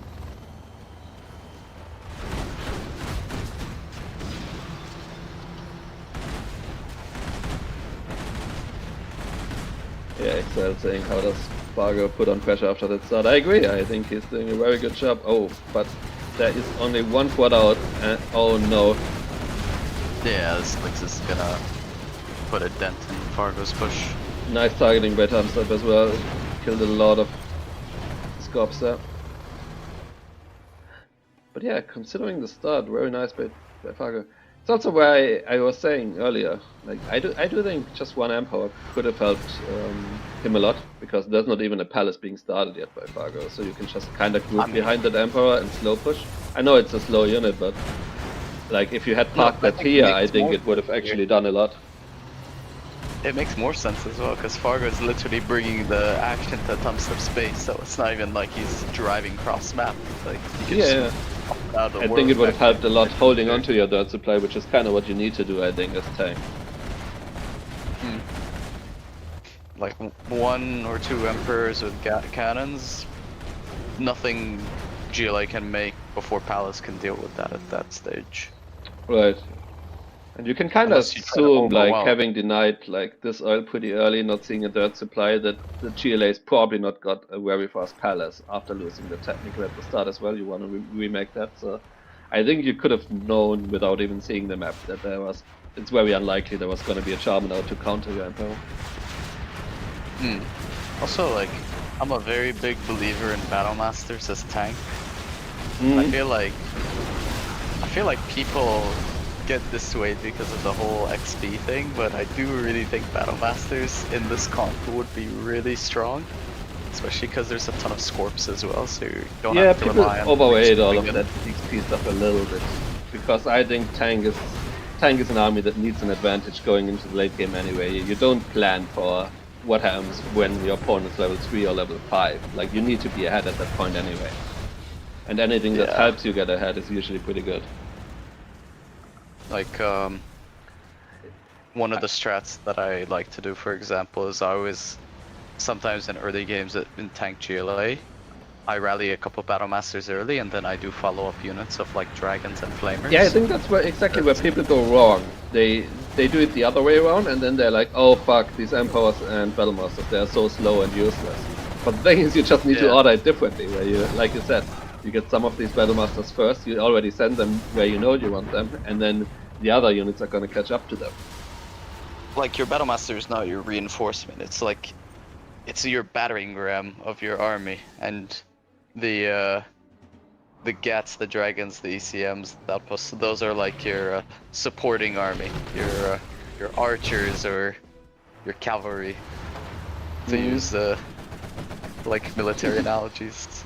We do see Fargo getting cleaned up a little bit though. He was looking in better shape, I would say, a couple minutes ago. Now he's down to 2 tunnels, and he can't pop from either one with those Lixes out now, I think. Yeah, but like, imagine how much smoother this... Oh, he had a flamer truck in that, that's funny. He had a truck in one of those Lixes. Yeah, Fargo needs to establish some supplies on the left now, because this is mined out. He does not have a black market yet. Yeah. So he's actually mined out completely. Getting a bit broke as well. Yeah. But yeah, like, you have a Battle Master Emperor in that army, like, you don't have to risk your licks getting, like, quad popped. You can just, like, rally behind that, and whatever anti-tank GLA pulls up, you can respond accordingly. Any unit Fargo loses now definitely hurts him a bit. Yeah. And he probably wants one bus, despite there being Lixes out, just to do a bit of hit and run on this, combined with the rest of the army. And what I mean, there's no mix, so like if you micro your bus well, you can still, I think, get a lot done. Like pick up trucks, go elsewhere. What Tumstep's probably waiting on is an artillery, which he'll probably use on one of the tunnels on the left, and then he'll collapse on the other tunnel with his main army. That's if his artillery is ready. Yep. So what's the money situation like? Doesn't even have money for the workers. Yeah. Oh, these mines also could be nasty. I don't know if Fargo knows about it. Yeah. Not sure how, like, how Tumstep saw that army. I mean, I don't think he did. It was kind of fortunate for him to, like, move there. I think he lost the bus to the mines. Oh, he didn't. It ran over, which is really lucky. This still hurts Fargo a lot, losing that supply. Only on 1 supply mining now, as opposed to the 3 supplies of the tank. I mean, the way Tumstep seals this game is, yeah, Black Napalm and transition to mix for the bus. And Oh, someone is saying the combines RT just smashed the arms dealer. Okay. Oh, right. I didn't realize that. I guess that was why Fargo probably like built another arms dealer here. Hmm. I thought that was just like a Fargo mannerism, to be honest, when I saw that. Here we have Fargo supply going back up.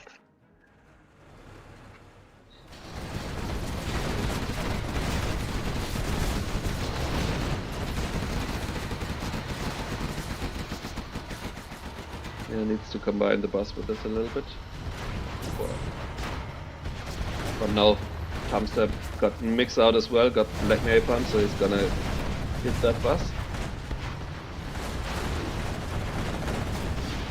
I should definitely pick up those crabs. Makes your bus so much tankier.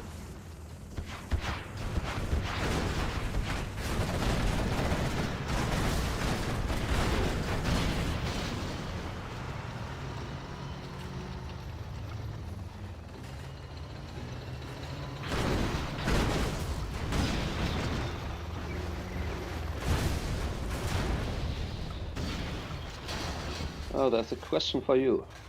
Would Marika play on this, or would you prefer vanilla CH in like... Oh no, without a doubt I prefer this. It's not even close. There you go. The only reason I probably don't play on it as much is not enough people playing on it yet, and I mean, it's still in development phase, so like... Yeah. Some bugs are here and there, but I feel like once things are iced out, I think this is almost potentially gonna cause a complete shift in terms of where the tournament circuit even might be played on. Hmm.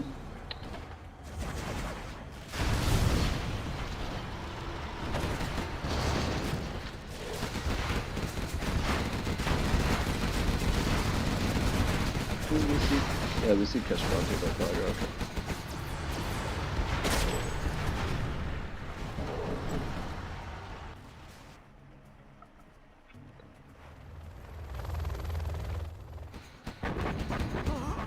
Okay, we hear another artillery being used here.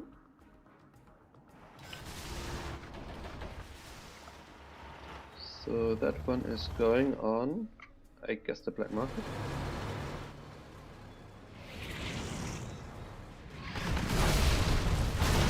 Yep.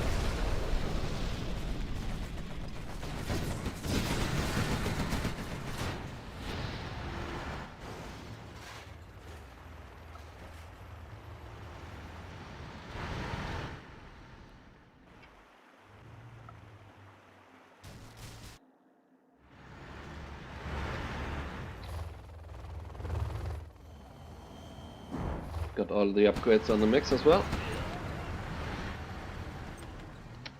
Mm-hmm. Is that empty again?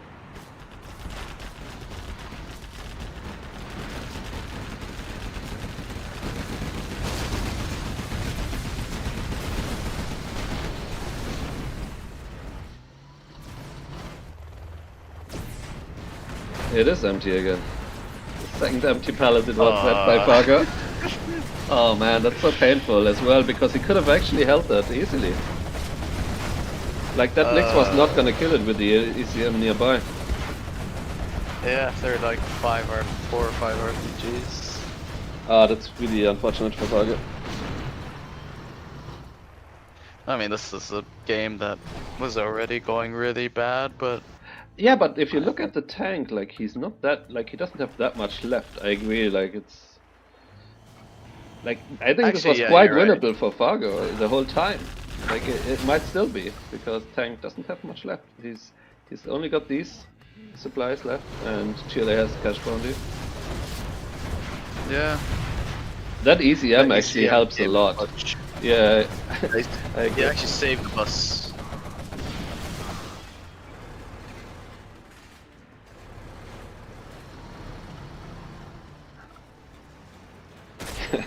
Apex liking the thumbnail, I'm glad.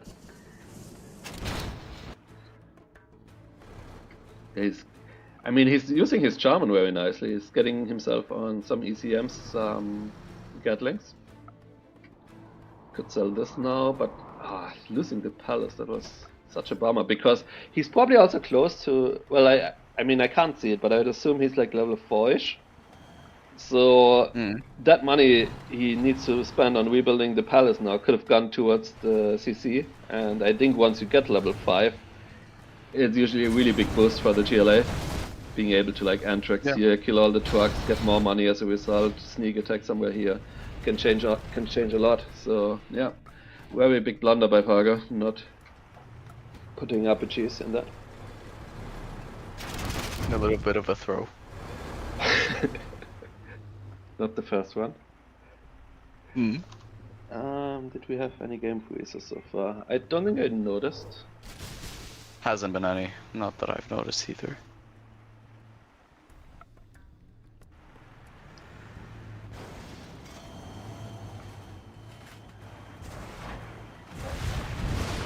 Oh nice, I think he cancelled that tunnel actually. And we see the cash bounty starting to kick in for the GLA now as well. Where even trades suddenly favor the GLA because they get cash bounty. Which I guess doesn't make it an even trade anymore, but I think you guys know what I mean. Yeah, this ECM's actually been putting in a lot of work. And here comes the mix. Alright. He did rebuild his palace now. He's gonna try to get a black market. I feel like he must be very close to level 5, but maybe I'm mistaken. Ooh. Just kinda walk into that flame war quite a lot. I wonder if he even needed to like push here, you know, because like he still has his own money left, sort of, and I feel like he could have just preserved his army a little bit, try to get a bunch of black markets and get his CC up, but maybe more. I think in this situation, when you're recognizing that tanks starting to run out of steam and they're limited in terms of money, camping their last money source is not a bad idea as well. Yeah, but I don't know, I feel like he probably lost like 6-7k worth of army now to fight over what's gonna be like 4k money left. And I think the mix are like, I don't know, they have such good targets on the open field without the threat of any quads popping from tunnels. But it might also be that he's, for example, close to level 5, I mean, and wants to get the last bit of XP for that. But I guess in that case he probably should have started his CC, if that's the case. Someone saying German monologue. Yeah, I guess I was kind of random there a little bit. Yeah. I mean, overall, still a very nice comeback by Fargo. Yeah, I'm actually kind of surprised that Fargo won this game after that start. Yeah. Don't entirely agree with some of the things Tumstep did that game. Yeah. I think ultimately the way he handled the aggression on this right side third supply area, kind of poor. Do you mean the game? The game is faster. What does it mean about the game is faster? What does he mean? One in the game? I need a translator. What does he mean? Translating the game. Fargo being Fargo, he just says his name and then he's too fast for you.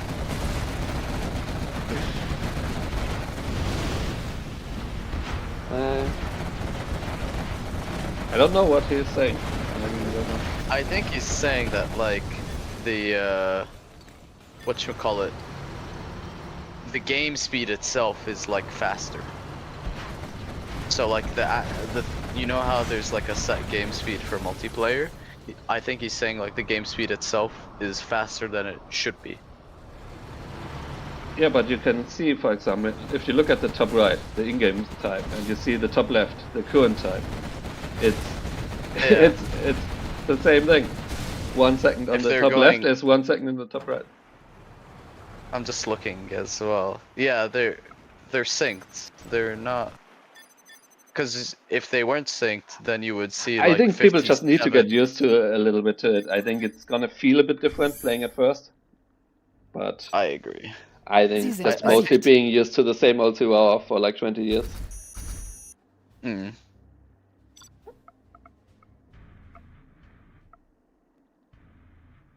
Yeah. It's easy to get it caught up. I guess he realized. Yeah. Oh, good point. What's the score? Thanks for reminding me, Tumstep. I think should be 4-3 now. Yeah. Because it's been 1-1s the whole way through.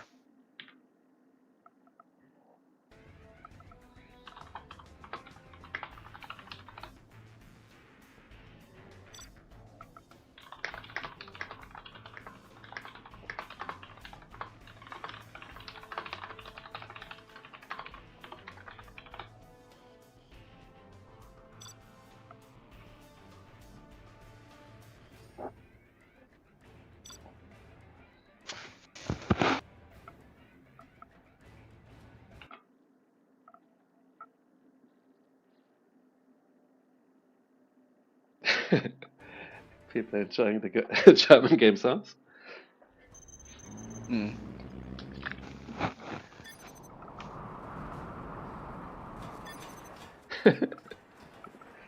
Fargo being Fargo. Yep.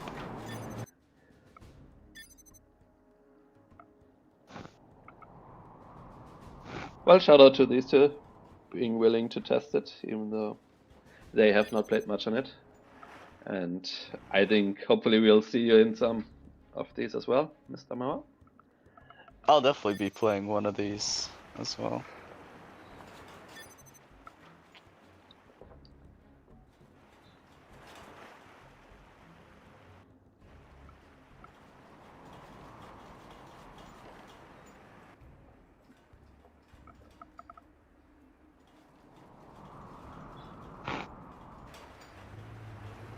Okay, we see a more aggressive start by Fargo, going for the forward supply and truck rush. We see Tumstep putting an end to that, but also losing 1 worker, 1 terrorist. I don't think you mind that too much. You can usually just finish it, which is what he does. So I guess, yeah, as Fargo, you kind of need to make a decision. Do you rally your first dragon tank here, trying to finish it off, or maybe try to go around somewhere? It looks like he wants to finish it off.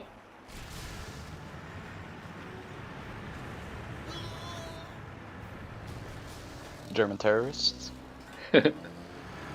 Alright, we see. Yeah, nice micro there by Tumstep.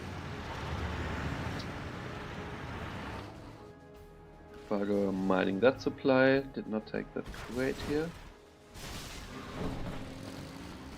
See Tumstep's next dropping a should be worker. a scorpion here as well. Ooh, I don't like the...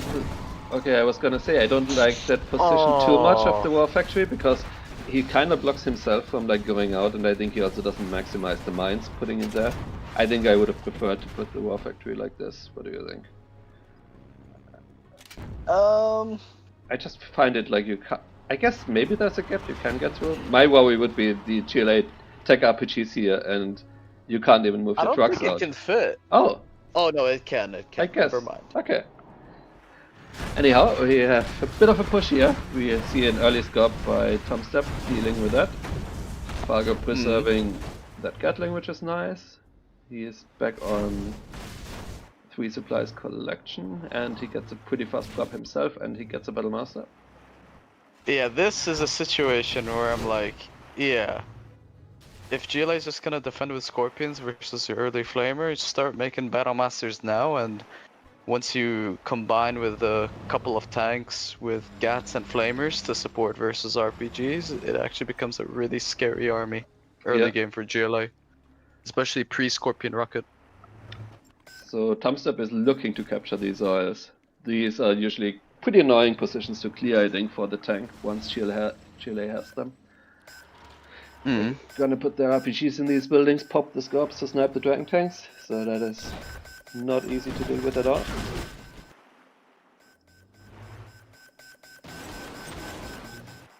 And are we gonna see a palace being thrown down now that he got the extra cash? Might also just get another supply here, I suppose. Yeah, here's the palace.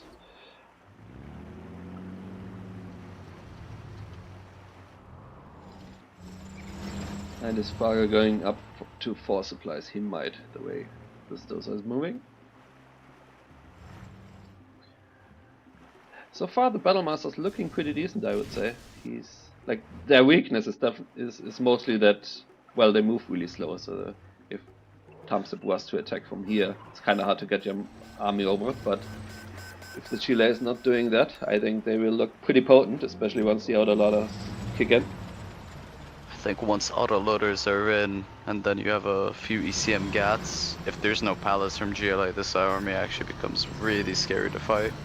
That is a lot of RPGs and only one Gatling, though. That makes me a bit worried for Fargo here. This is a very bad engage to take. Like, no reason to take it if you're Fargo. You just want to wait for more units.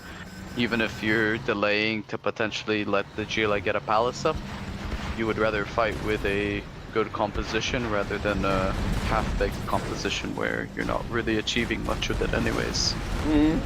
I think it's again a spot where I think one Emperor would have been fine. Like, if you look at the palace, he already has 3 ECMs out, so like that one Emperor would be pushing right now with a Gat cannon, I think. But that's a very nice pickup actually for Fargo. Oh, and the RPG you pick up is very nice because Tumstep wants them for his boss. I mean, or for his palace, hopefully. Yeah. I think he will build up the palace this time. I hope. Hello, killer.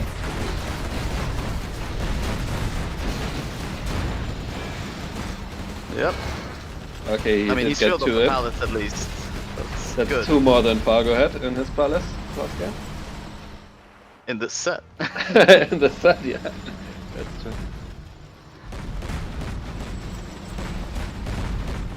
But yeah, we see the Battlemaster's putting in a lot of work. I like that as well. Just get 4 mix to one-shot a bus. Or potential like scud launchers if the GLA does that. Angry mobs. Doesn't want to take too much free damage from that palace though. Fargo finds himself on 2 oils.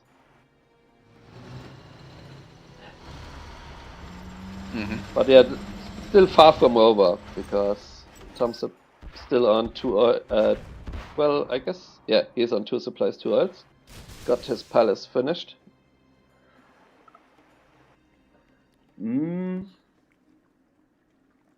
Almost feel like he could have maybe tried to gun that down, but I guess it gets tricky once these 2 RPGs get into the building.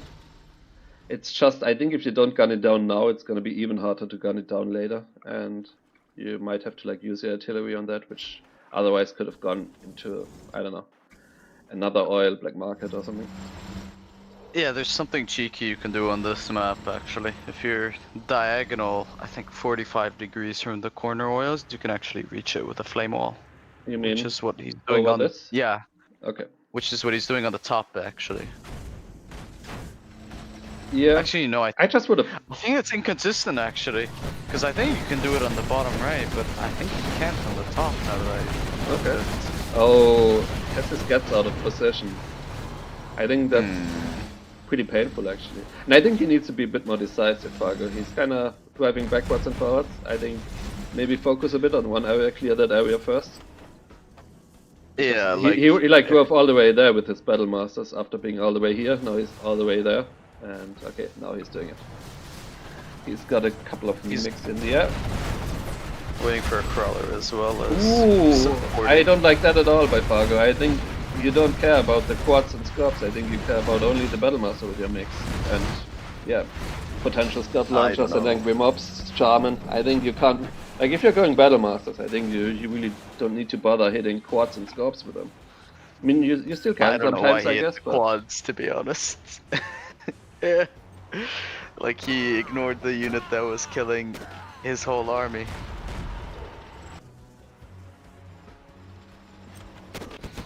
oh, we see Looks a like he can't flame sneaky the, worker hiding under the bomb. Looks like he can't flame the bottom right oil. I was wrong. Yep, and now I think this is... Unless you flame from where the flamer's at right there, but I have a feeling it still doesn't work. Yeah, like exactly, this is what he like should have 1 done. minute ago. Yeah. Like 1 minute ago, this would have been great, because Fargo would have still had 8 Battle Masters. Oh, also a tank cave float at this stage of the game. I mean, there's a lot happening, but this is a very bad time to float. I mean, it's never a good time to float, but especially now, because the scale of balance kind of tips into the GLA's favor now, after the palace finishes. So, by floating now, you give the GLA so much time to like start getting back markets, start fortifying this position, when I think if he didn't float and used his army a bit better, I mean, of course, easier said than done, he would have kicked Tumstep off this, maybe even been able to take it himself, and then would have had a shot. But I think as it is, the GLA is starting to pull ahead now. I don't know how you feel, but I think tank is kind of running out of steam. GLA should have like cash bounty coming in. I'm willing to say it's already over at this point, because once the buses start spreading out in different areas, like, yeah. And I mean, he must be close to, I would say, level 5 even, Tumstep. He didn't start his CC, He but should be. just having He killed should be so level many. 4 at this point. Yeah, I agree. Because of how many Battle Masters he's killed. Right. You can tell based off the bounty if we really wanted to try. But I am willing to say, just off of intuition, he's level 4. Like, yes, there's MiGs, but the issue is there's like 3 buses, so if Tumstep uses like 2 buses and then 1 bus straight to the base, like what does the mix up kinda out of position as well. And I'd like to see the, like, 1 ECM up front as well. Yeah, okay, he's bringing one up. Yes, this isn't the greatest of bus engagements from Tumstep either. Like, Fargo kinda got a lot of that for free. How is his money situation looking like though? He's on 4 black markets. He has an oil on top left still. He's fine. And he's sending a bus on the top left and building a tunnel in Fargo's base. You see the green dot on the top? Yep. He did find the mines, so that is good, but that tunnel... I mean, if he has a couple of quads, that could actually be a really deadly tunnel pop. Fargo's also getting the fabled nuclear missile as tank. That is gonna fire at the 17-minute mark or something. Great. Yeah, Fargo will kill a black market to the hole with it. Yeah, MiGs actually got used on that tunnel, which gives Tumstep an opportunity to move out with the buses a little bit. He's overcharging this, needs to remember that as well.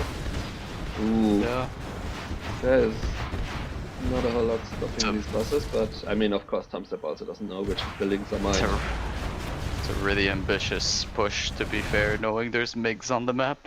Needs to take this, I think, Fargo as well, and take out this oil. I think these are like top priorities for him now. Does that? I mean, actually, I'm not even sure he should kill the oil. He should probably try to capture it. You kind of like having... There's only 1 tunnel there, and you really want some, I think, extra eco as tank. So I think maybe like gun down the tunnel, bring a Lotus or Red Guards. I'm not sure. I guess he only has to Lotus capture most likely. I'm of the belief that if you're in mid-game as a China versus GLA, you want to keep any oil alive if you can take it. I agree. I mean, the GLA is already very rich, and I would not be shocked if he was level 5 and used an Antrax somewhere. And if he's not, he must be, like you said, also very close to it.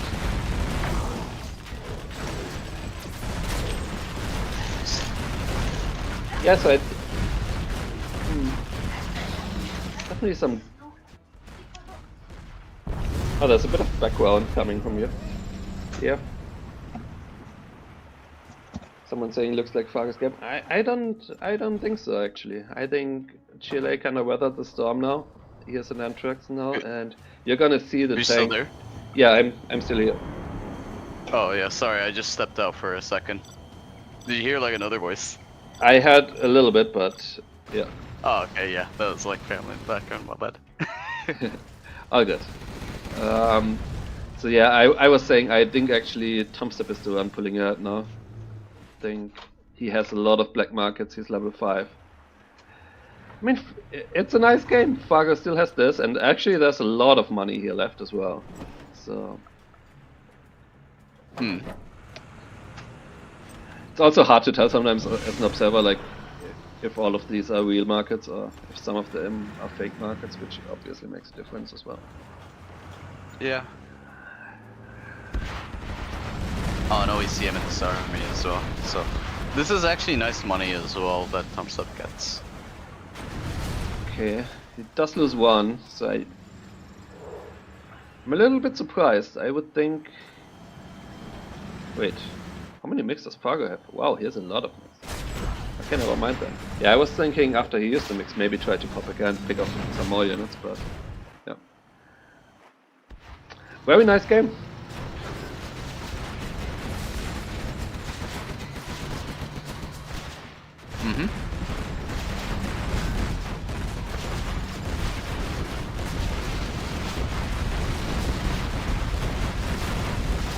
I'm messing up the mic a little bit. It's actually quite full.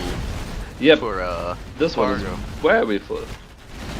It's like almost But I untouched. think as soon as Anthrax comes up though, this army is gonna be useless That and was this game flips on its head. He used the Anthrax here a while ago. And we actually saw Fargo capturing the oil instead of destroying, which I like as well. So I think the Anthrax is still on cooldown. That being said, there is also not a whole lot of ground army left for Fargo. Let's look at the cash. 6 stack. How is he floating this much in this moment? Oh, Tumstep losing his German. It's a bad loss. Yeah, I quite like what Fargo did in the reverse actually, trying to get some of these ECMs himself. Makes it so much harder to one-shot these bosses with mix or target the quads if there's ECMs nearby. Okay, we've seen artillery being used by Fargo. Probably on a marker. Yep.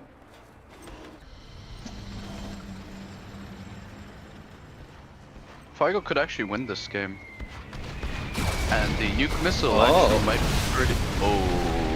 Oh, that's not good. Oh, that's Can repair really that. unfortunate. I think He you might gun use this mix down with a for mix. that. Oh, Yeah, I would have. Okay, I mean No, he got I- he got a pretty nice hit as well. So. I think he should have used the mix to commit. The palace skill is way more valuable in my opinion. I don't think that was Oh, worth we it. hear sneak attack, and that is a really nice spot for a sneak attack.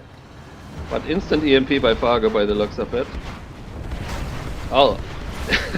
It was- Oh, that's funny. They're actually sitting on the ground. Yeah. Yeah. I mean, now can Tumstep hold his base though? Is what it comes down to. I mean, all hell breaks loose once these flamers and battle masters collapse in front of the production. Ooh, he does have Bus a is little bit retreated. left here. I mean, These there's buses need only to be like on 2 point. Gatlings, one Gatling, 2 flamers, so could maybe get some angry mobs out of this as well. Like if you snipe this and get an angry mob out, I think that does a lot now that the mix are done. Oh, the nuke missile never fired. Sam.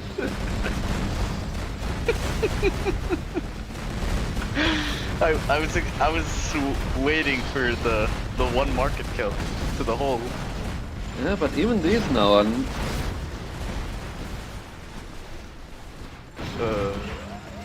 Oh, that one dragon tank. He's getting the angry mobs now, I think a little bit late, but also... yeah. 4K. Definitely a nice game by both. Yeah, it is. Also, by the way, he got the nuke missile, but he didn't even get the upgrades when he has like 20 plus battle So he got it masters. purely for the nuke itself, which Yeah. I don't agree with, but that's fine. Like, you don't even need the tank speed upgrade, because sometimes that is kind of a side grid because it does damage your units if they're next to each other, but like I think you should have at least got uranium shells because he's using so many battle masters. We see this thing here. I feel like Fargo with the Lotus, his priority should also be to capture the CC, or at least like the arms stealer. Yeah. I think getting rid of the sneak attack is quite helpful. Getting rid of the Anthrax. I think capturing the CC would have been amazing in this position because sneak is actually going to be ready pretty soon again. Yep. I think it's like 2:30 and the Anthrax. I guess he used it twice. It's also going to be ready at some point. I think 5 minutes. Sneak is 2:30. Here we go. There's Anthrax. And that's going to give him a nice cash boost as well. Imagine if that Lotus captured the CC like 20 seconds ago. This push would have still been going. And that Lotus is just right there. Like there's nothing stopping it.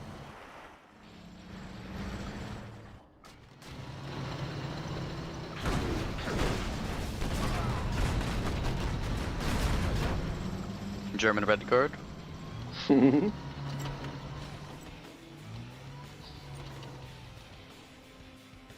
Okay, he's building a bit up here. How's Fargo's money looking? So Fargo, outside of these crates, is gonna be very broke. Oh, he's still got that oil. Okay. But still, like just one oil. Also, like, this is like 2020 hindsight a little bit, but like, that palace still being alive means Tumstep was able to still build up markets behind this. Yeah, if I that think palace he added was dead, that would have paused his eco production too. I agree. Okay, Fargo actually on 2 oils still, so. But even if he's on like that is a nice oils, lick. like... I think there's very few quads out by Tumstep.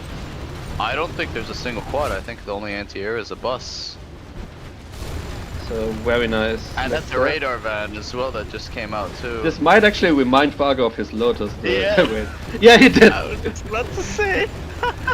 I don't think you should need to capture that. The building is killing. Kill this. Cap the CC, man. Oh, there are 2 quads, but no AP. He lost one of them and he lost the other. I actually feel like you could have also tried to like go in and out a little bit, especially on that low latency. There's no anti-air, by the way, anymore. So I think Tumstep's. Yeah, I am aware. On analytics, you can check the money. I think I've been doing that sometimes.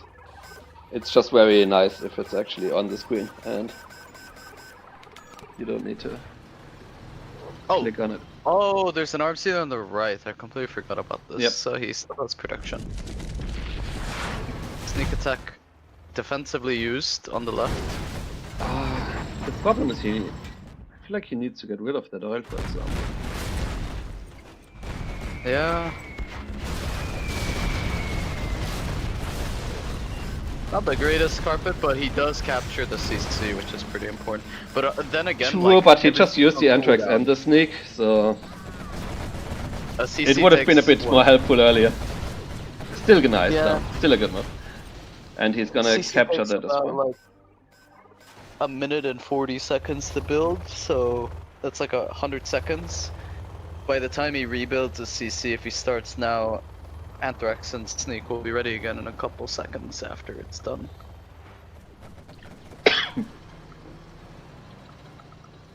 Hold on a little, saying he sent me a screen.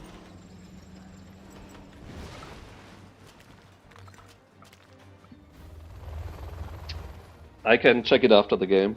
The problem is I'm not really streaming a lot, so I've only configured, I think, Streamlabs to show my 0. And I assume you want me to put the screen somewhere. Mine's in front of the production. Yep, these oils definitely helping Fargo stay in the game here.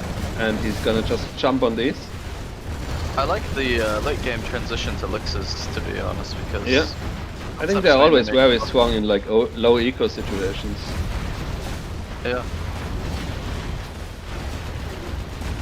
If if Fargo comes out with 0 losses from elixirs, that's like a major win, by the way, which he is. It's just gonna move that back to repair. I think has Fargo been able to stun lock production again? Oh, that palace. Oh, That palace. das these two. But I think this is a nail biter of a game actually. I think that's such a big win for Tumstep, by the way, because now the game's gonna slow down a lot, and it's gonna give him time to catch up, and also threaten with sneak attack more easily. Okay, he has the scan for the sneak, so that's nice. We see That was an such a waste of EMP. but not really much to go along with it seems. That was a really wasted EMP. He's not done anything, and now he's made himself more vulnerable to sneak attack. I think he just spent a bit more. So I guess he might have queued up another Licks, I assume, because... I think he's just going all out on Lixes at this point. I think that's fine, yeah. It's not vulnerable to Anthrax, and... Yep. You need something that is immune to Anthrax and can exert pressure. Lix is the only unit that can do it at this stage. There's a ton of RPGs in that tunnel. He has one MiG actually, so he could nuke all of those RPGs if he's quick. Yeah, we see some nice quick in and out micro there. That's the latency coming in again. Yeah. It's a fake market. It actually damages the Licks, by the way, when you hit fake buildings. Like, air units do get damaged by the explosion. Oh, a little bit close to the mines, I think, but let's see how it works out. I mean, it would have been... I was gonna say it would have been good to have an EMP, but it's literally just like RPGs in the tunnel that is gonna gun down an airfield. Still very nice though. It gives you money, stops the Licks production. I think Fargo actually might want to get Licks as well with one of these Lixes. Fargo definitely making sure to never get subliminal messaging in any of the games. Yeah, Tumstep's literally defending with 8 RPGs and a Stinger on the bottom right. That is like his whole that defense. Stinger not being repaired. Yeah. Yeah, we see some nice in and out micro there. Yeah. Also not sure Fargo's gonna agree with that, but as an observer I think it's pretty nice. Yeah. No, I mean this is really the difference it makes. Like these would not be as low with subliminal messaging.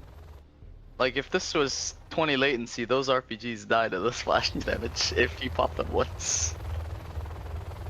Also, like, this is very niche, but I think it makes sense in this situation. I actually am wondering if it's worthwhile to put some red guard in one of the Lixes.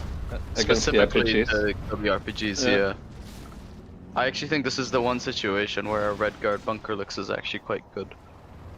And red guard bunker Lix also kills the Stinger site crew. Like, there's literally 0 quads on the map, it's only infantry. That's the anti-air. Right, so we see... Let me check the money again. Tumstep really broke as well, does not have Namsi. Oh, is he gonna cancel it? He did, I think. Ah! No, weird. he didn't. I guess he didn't, yeah. Yeah.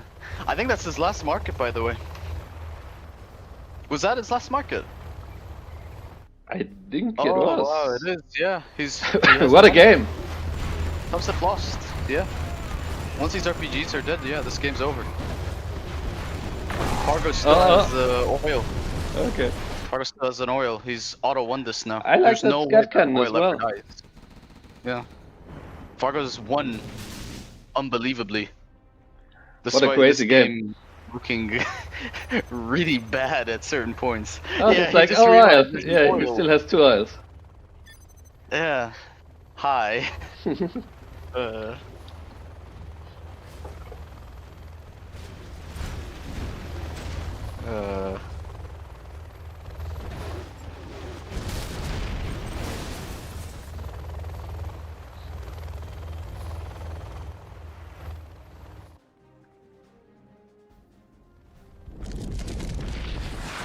I don't think there's a whole lot to pop anymore with that sneak. I think it's gonna be like a couple RPGs. I think he's just making RPGs from the racks. Oh. Yeah, he got back in. RPGs, yeah. But like, I think that's just nice to see that people like can react to stuff in time if they pay attention. Whereas before, sometimes even if you paid attention, there would just be too much latency to do anything about it. Also, there's like, we haven't seen this yet. Like, we haven't had a game freeze yet, but if you look at game freezes in vanilla 0 hour, like when it has the countdown screen, the game will like always spike up to like 64 latency. So like for a couple seconds, the game just super lags out, and any like precise micro just fucks up completely. So if you send like an army forward, then suddenly, like, let's say you send a bunch of Vs forward, they just suddenly die to like AFK units because you can't micro the Vs in time. Whereas if you have a freeze on this, I think the way the freeze gets handled by the netcode is a lot better, and you have fewer instances like that, which is nice. I mean, we haven't gotten to that stage, but I think it's important to point that out. Yeah, someone else is saying, I'm not even gonna try to pronounce your name, because it seems really difficult, but he's saying it's also nice that people wouldn't have to depend on VPNs anymore. It's a really big The thing. name without vocals, that seems really hard. Yeah, I can't say that name either, I don't know how to say it. But yeah, like, but yeah, the good only difference here observation. is RPGs. Because sometimes there were, like not often, but sometimes there were issues with admin as well.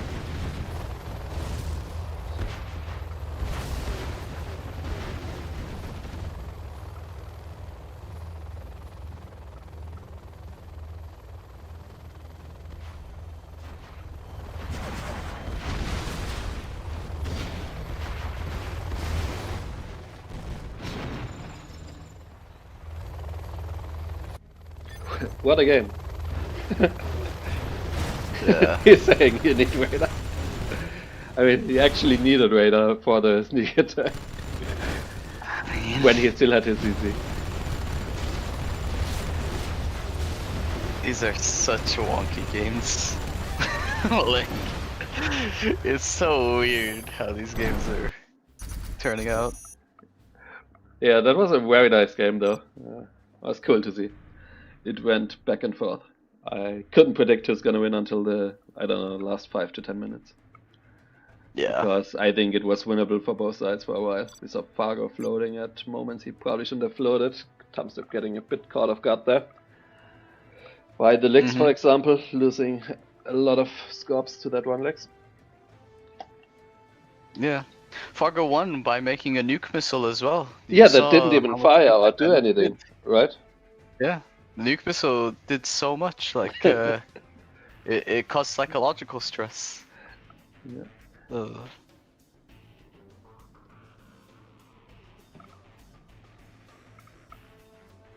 Oh, let me update this go about.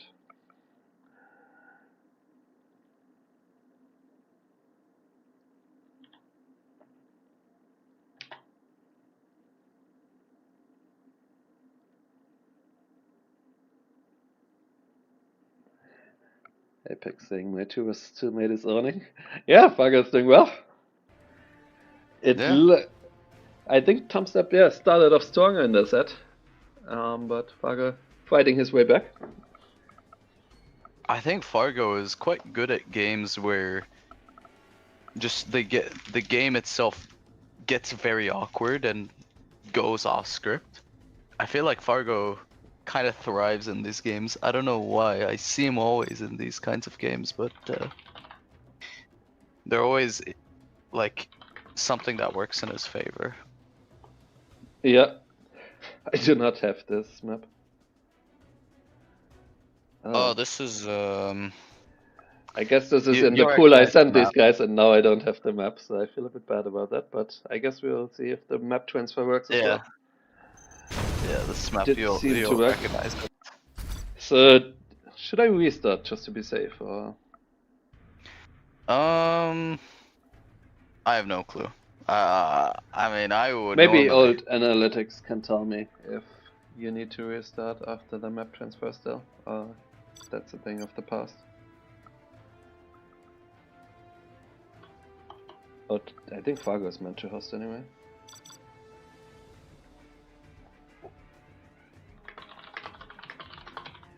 Well, I don't know, shows up. Let's just give it a try, and you guys can blame me if it mismatches. Yeah, he's saying test it. I agree. I mean, this is meant for testing for the most part. Fair.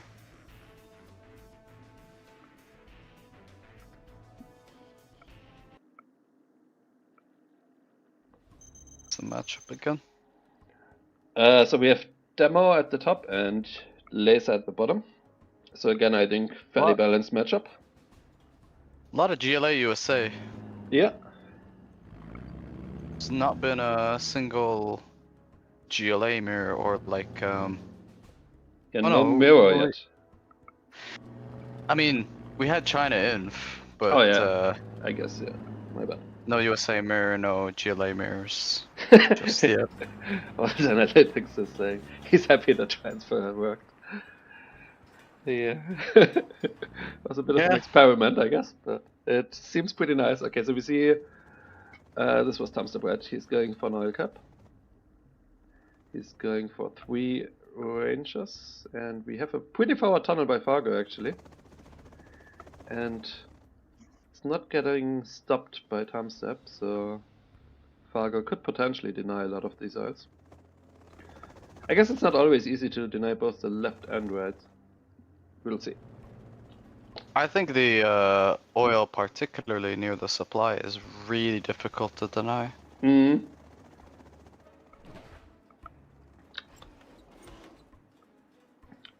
So I think the RPGs might have even seen that. They have such big vision. I think there's a chance. I mean, You're gonna check that anyway. Yeah. Like Okay, the so tech path usually goes on the right side on this map, like towards the outskirt oil.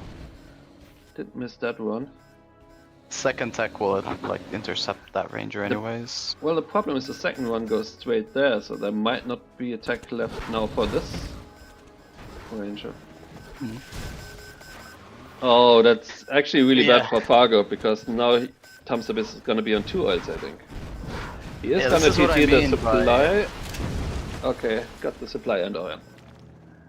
That's kind of what I mean about this oil on the second supply. Like, that oil is almost impossible to deny when you put the infantry like that too. Unless you send your very first unit there. So there's a third supply now going up for Fargo, a little bit late, so you're kind of happy if you're Tumstep in this position, because did mess up the drop slightly though, which might cause him to not stop this. The worker's positioned in a way where it could get gunned down by the Rangers though, if he targets it. Oh, I don't think he targeted it. I think the tunnel probably blocked the targeting. Might but like, have, Tumstep is in a nice position where one still... Rex can just pump MDs and the other can make flash as well. That's another thing. Yeah. That TNT is quite important though. It's another nice thing where I just think players are gonna appreciate the lower latency a lot. Like with these tech tears, sometimes if there was like a lag spike at an inconvenient moment, it could like totally screw up your tech tear. And that can just decide the game right away.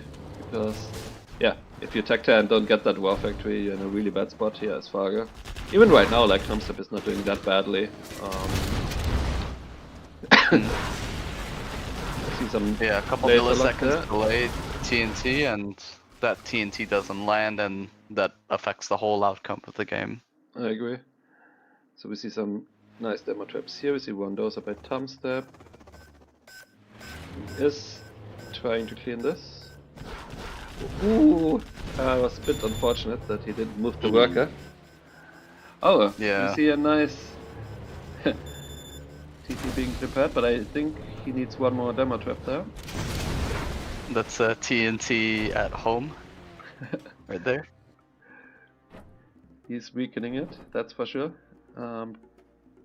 Looking to capture the own oils now. Doesn't need to send one here as two well. racks. One making rebels, the other making terrorists.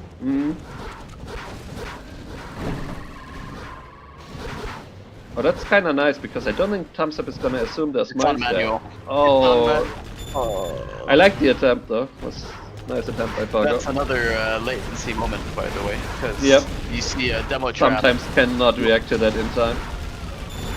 You're on 17 ping, you press stop command, your V's drive in anyways. Whereas here you can actually react. I feel like, yeah, you just have so much more skill demonstration with this. I agree. I mean, Fargo's gonna lose Hi, Pepsi. a palace. Yeah.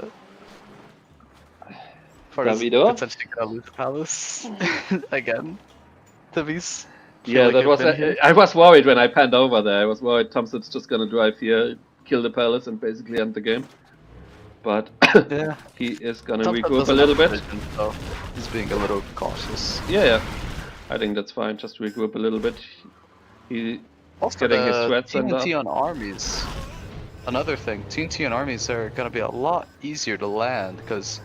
Well, it's both ways again, right? So, like, it's easier to land, but at the same time, you can also respond faster to it approaching you. I just think it increases the ceiling overall. Yeah. Like, your army is actually gonna spread out if you press X, you know, in time, and yeah, if you target it, it's much easier to target it as well. This is gonna be a very hard push to stop. Fargo might lose another empty palace this set. Yeah, this is. Ooh, there's a terrorist! There's a terrorist! Wait! Where did it? Oh no! Oh. Yeah, he said GG while that terrorist was there. That's so funny. God! That could have been a massive hit there.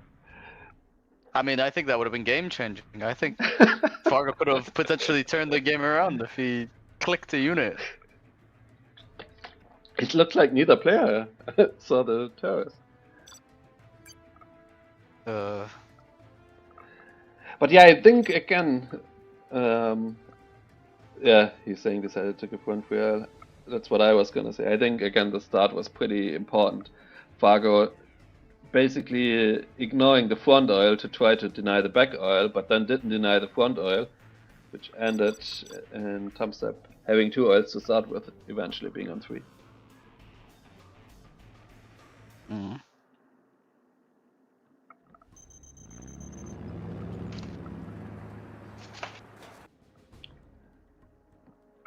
Alright, we see barracks first by Tumstep, probably as a result of this supply being kind of far away and vulnerable to maybe getting doser dropped. So we see fast barracks by Fargo. I wonder if he's going for 3 or 2 oils. I think 3 seems kind of greedy, even though Tumstep did get away with it. I think 3 is too much. Oh, someone's on saying. this map. Update the score. Okay, let me do that quickly. I think 3 in particular is just too much on this map, because when you're also making the 3rd ranger, you're also delaying the capture upgrade, which inadvertently delays your other 2 oils doing that. Oh, we see 2 barracks by Fargo actually. I think this is one way you could force out a 3rd oil. But here's the Still big gonna problem. be difficult, I think, to get the 3rd oil. I don't mind 2 barracks even if you go 2 oils though. The big issue of doing this though is if Tumstep has a terrorist that he pops out from that mid tunnel, which he probably will as soon as he sees a ranger there. You have no way of denying it. Then, yeah, your missile defenders aren't gonna do anything to that. Yeah.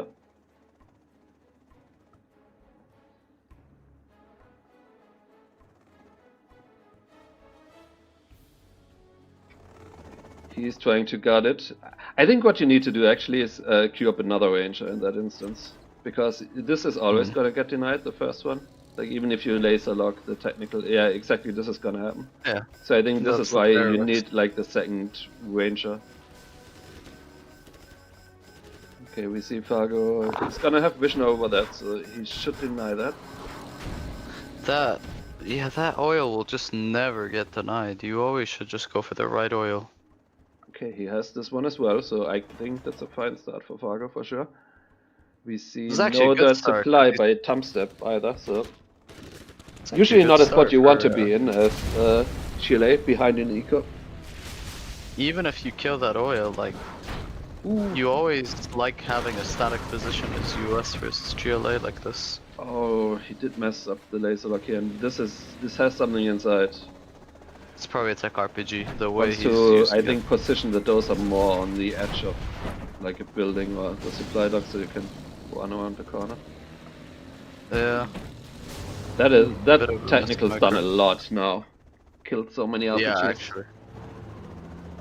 Hmm. I don't agree with that. I don't think that's a good path. He's spamming from both barracks. Wait, did he move them and they're He's not not collecting? collecting. Oh Yeah, they're not my god. collecting. Ah, Yeah, that is he's not massive. noticed that. Yeah. Hmm. That's a Sad very times. unfortunate mistake. That is. Yeah. I actually think if Fargo was collecting on his Yeah, I second, think he would come be out in a about good the spot start. because that third supply was like kind of late by Tumstep. I guess he did go for the oils instead, but I think usually if you get 2 oils as a USA while being on 2 supplies, you feel good about yourself. Mm. That's a lot of Yeah, we see also RPGs. people now reacting quicker and getting more used to the latency. As I say that. Yeah. Yep. Everyone goes into like an evac into attack move battle. I think Fargo should have had flashbangs by now, by the way, especially because he opened 2 racks. It's pretty easy to just queue a flash. Yeah, it's just he doesn't have as. Oh, looks like. Oh, he got Did he get hunted. hunted? Yeah. Okay, he did get hunted. Yeah. There's a scrap Oh pile my with god. that over it. This is so bad for Fargo because he could, like, you could actually pump out so much from just 2 supplies, 1 oil. If And he that's still a had. TNT for the War Factory. Yeah, this is over. Yeah, this is super over now. Hmm. Very unfortunate for Fargo there.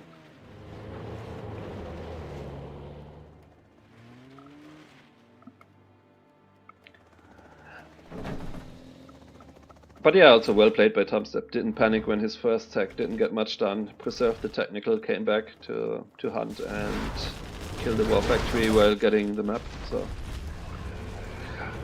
Arms either needs to get camped in the next 20 seconds, otherwise that is it's over. not gonna be an easy task with 2 tunnels and the stinger side either. Yeah, Yep. good luck with that.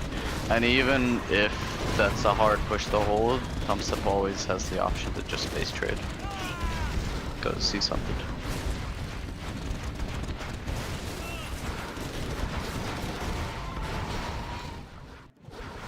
German technical. Wow.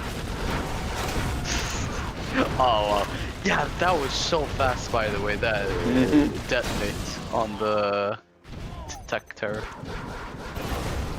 I don't think he noticed until the very end that Yeah. his Tunex went collecting. So it should be 6-4. So if they actually wanted to make it a best of 13, there's at least 1 more game to go. Potentially more. Mm.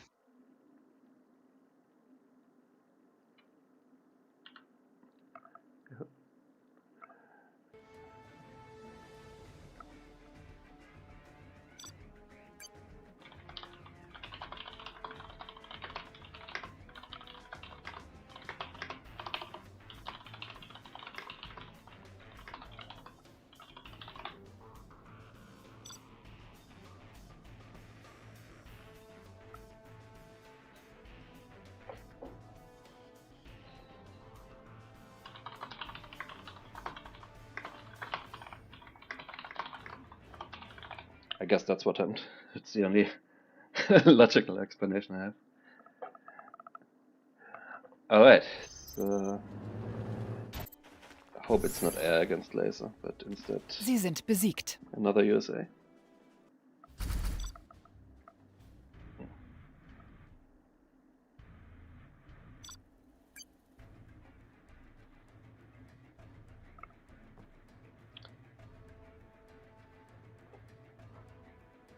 Okay, we got a USA mirror.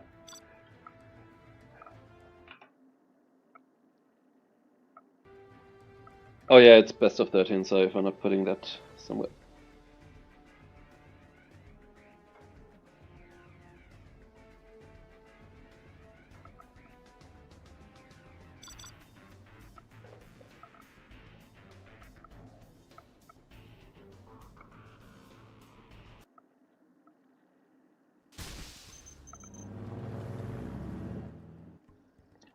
Oh wait, we have. First USA, Mer. Yep. Welcome back. We have Tumstep in the top left, Fargo in the bottom right, and it's a laser mirror. So It's quite an aggro map as well. Like, I can easily see. it's very open, right? Like there's a lot of ways to get to the supply. Mm. And still, for those who haven't seen it, there's also a bunch of oils. How many are there actually? Is it 4 oils or is there more? It's 4 total. 4 Okay, total. so yeah, 1 in each corner, and then the one here, one here. No war factory from either player, So it which seems is actually more quite focused on the surprising. oil. He is dropping. Might be going over here by the looks of it, and Fargo is also dropping. I wanna see this response time of like the Chinooks and the laser locks. Oh, Tumstep's Nook bugged out. It turned around for a second. It did like a really sharp turn. That was very quick though, the way he placed that barracks after dropping. He's gonna drop next to a dozer as well. Ooh, Fargo seemingly killing a Chinook, so even as an upset. Oh, that was very quick as well. You I saw mean, that just looks a lot of fun to me. Yeah, it's like instantaneous almost. So yeah, can't blame the players for like doing slight micro mistakes because there's action pretty much everywhere. Yeah, Fargo I mean if moving his Chinook. Something died here. Those are I guess good. it was Fargo's Those dozer. Oh, but Yeah. he dropped again here and almost kills that Chinook. Gets it to red health. Is gonna get this one probably to like half health or something. No, not quite. yeah, Like 75. 70, yeah.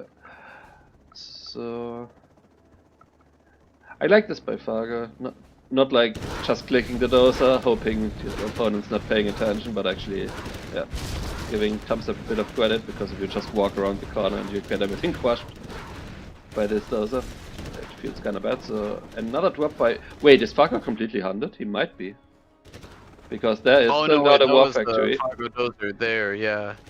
Oh, it was- And there's only one barracks. It's very unfortunate for Fargo again, Uh. because I think he did a lot better economically, killing one Chinook, damaging the other one. Oh!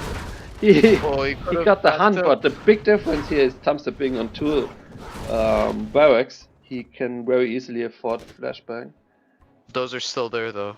He needs to airlift it, but He Tumstep doesn't have a actually lot of money, losing a lot of right? money. Yeah. Yeah. He is Tumstep's getting actually the collecting on capture 0 upgrade. right now. Oh, Fargo did Flashbang get the Fargo. flashbang, which is very nice. And he's dropping again. Very nice follow-up drop actually here by Fargo. Ton of rangers. And Tumstep without the flashbang. He could actually get spawn camped. Yeah. Yeah, people are saying the game is so smooth. I agree, it looks very nice.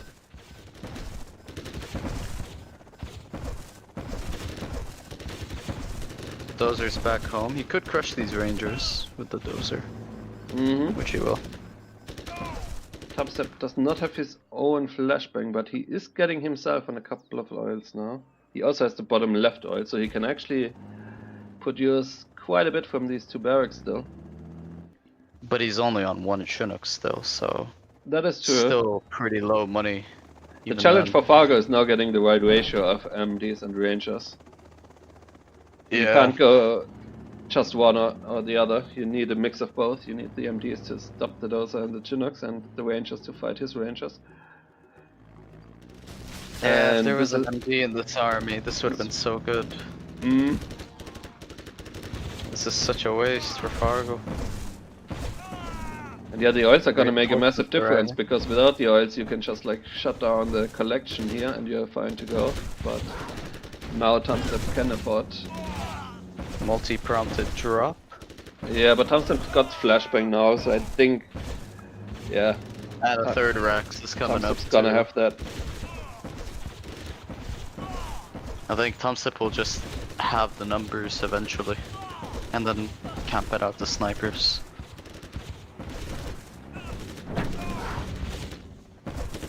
Oh, those units are so grouped. The flashbang, they're gonna murder them. Yep. Yeah, this is Tumstep's game.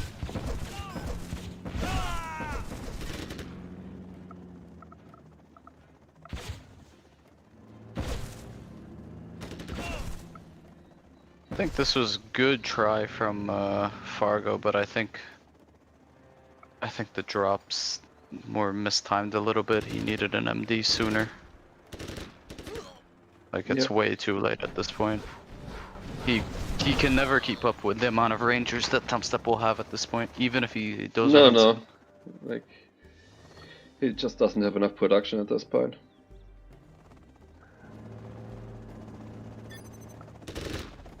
Try to win without Dozer Hunt would be nice. Alright, I think that smiles might be the set though.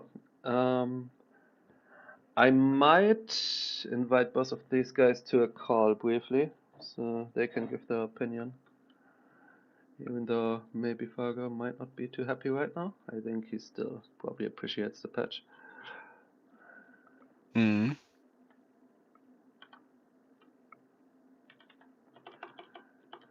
Yeah, let me see if I can just add them to this, I guess, so you can stay.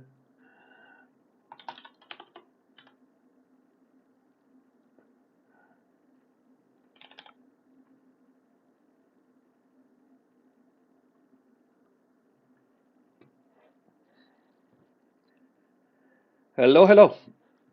Yo, hello. Hello. Let's see if Fargo joins as well. I hope he does, so we can ask you guys a little bit.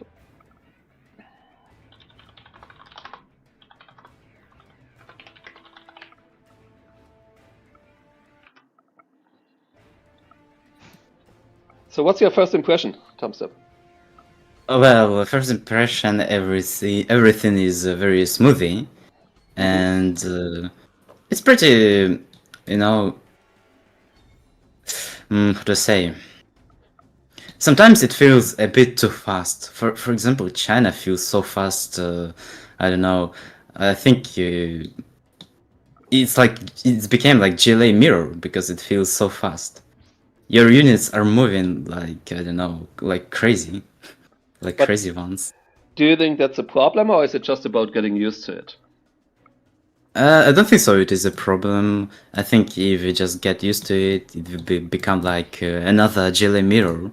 You need to micro every unit because the responsibility of units make you, sometimes worried because, for example, in China mirror before, if you clicked with mix, if you misclicked, you have some time to correct this mistake.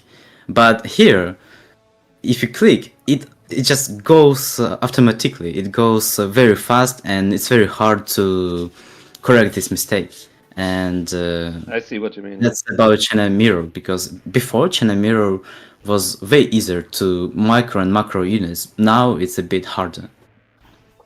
Hello, Fargo, by the way. Hello. Nice to see you guys, by the way, joining this and trying it out. It's very important that the developers get feedback from some of the best players here. How did you like it, Fargo, outside of getting hunted? He just ruined my mood with those hands, honestly. I mean, I can only blame myself, but I like to blame players. No, thank you guys for joining and trying it out. Did I hunt you in laser demolition? What do you think? Why did I push without brain? Oh, I did hunt you. Yeah. That was such an unfortunate game for Fargo. He had a decent start actually, getting on 2 oils and 2 supplies, and then he forgot to move the Chinooks back and he got hunted.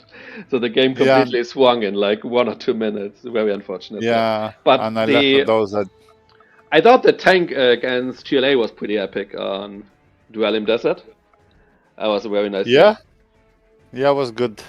Can't complain. But I guess you say GLA is so weak link. But about the patch, I already enjoyed the patch. The new 0 hour online already long time ago, even when it was all buggy.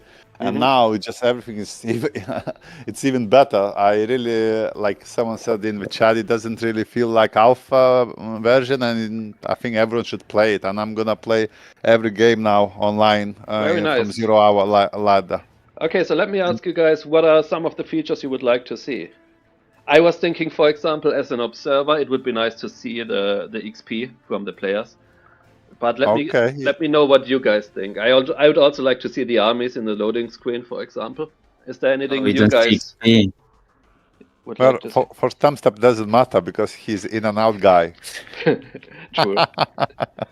I'm joking. Well, for me, obviously, when you create the lobby, you have to pick. You have to tick the options. So it would be nice if options would be saved. So let's say if you picked the last map, it would be nice if the map would stay in the settings, and then any options you choose, like even create the lobby. Maybe you put the title on on your lobby map. Once you create the lobby, like let's say Fargo or whatever, and it would be nice as well if it would be saved. And yeah, that's it. That's the two things. Obviously, in future, I think the statistics will be nice, but this is, I think it takes time. But yeah, considering it's still in alpha stage, I think it looks very good already. What do you guys think? Yeah, it's good. Nice. It's very good. And yeah, I agree with Fargo. I tested one time, and when I create again, the map isn't that I picked, and it's a bit annoying to be honest. And also there was an option like put observer or something like that in lobby when you create the game. Is it?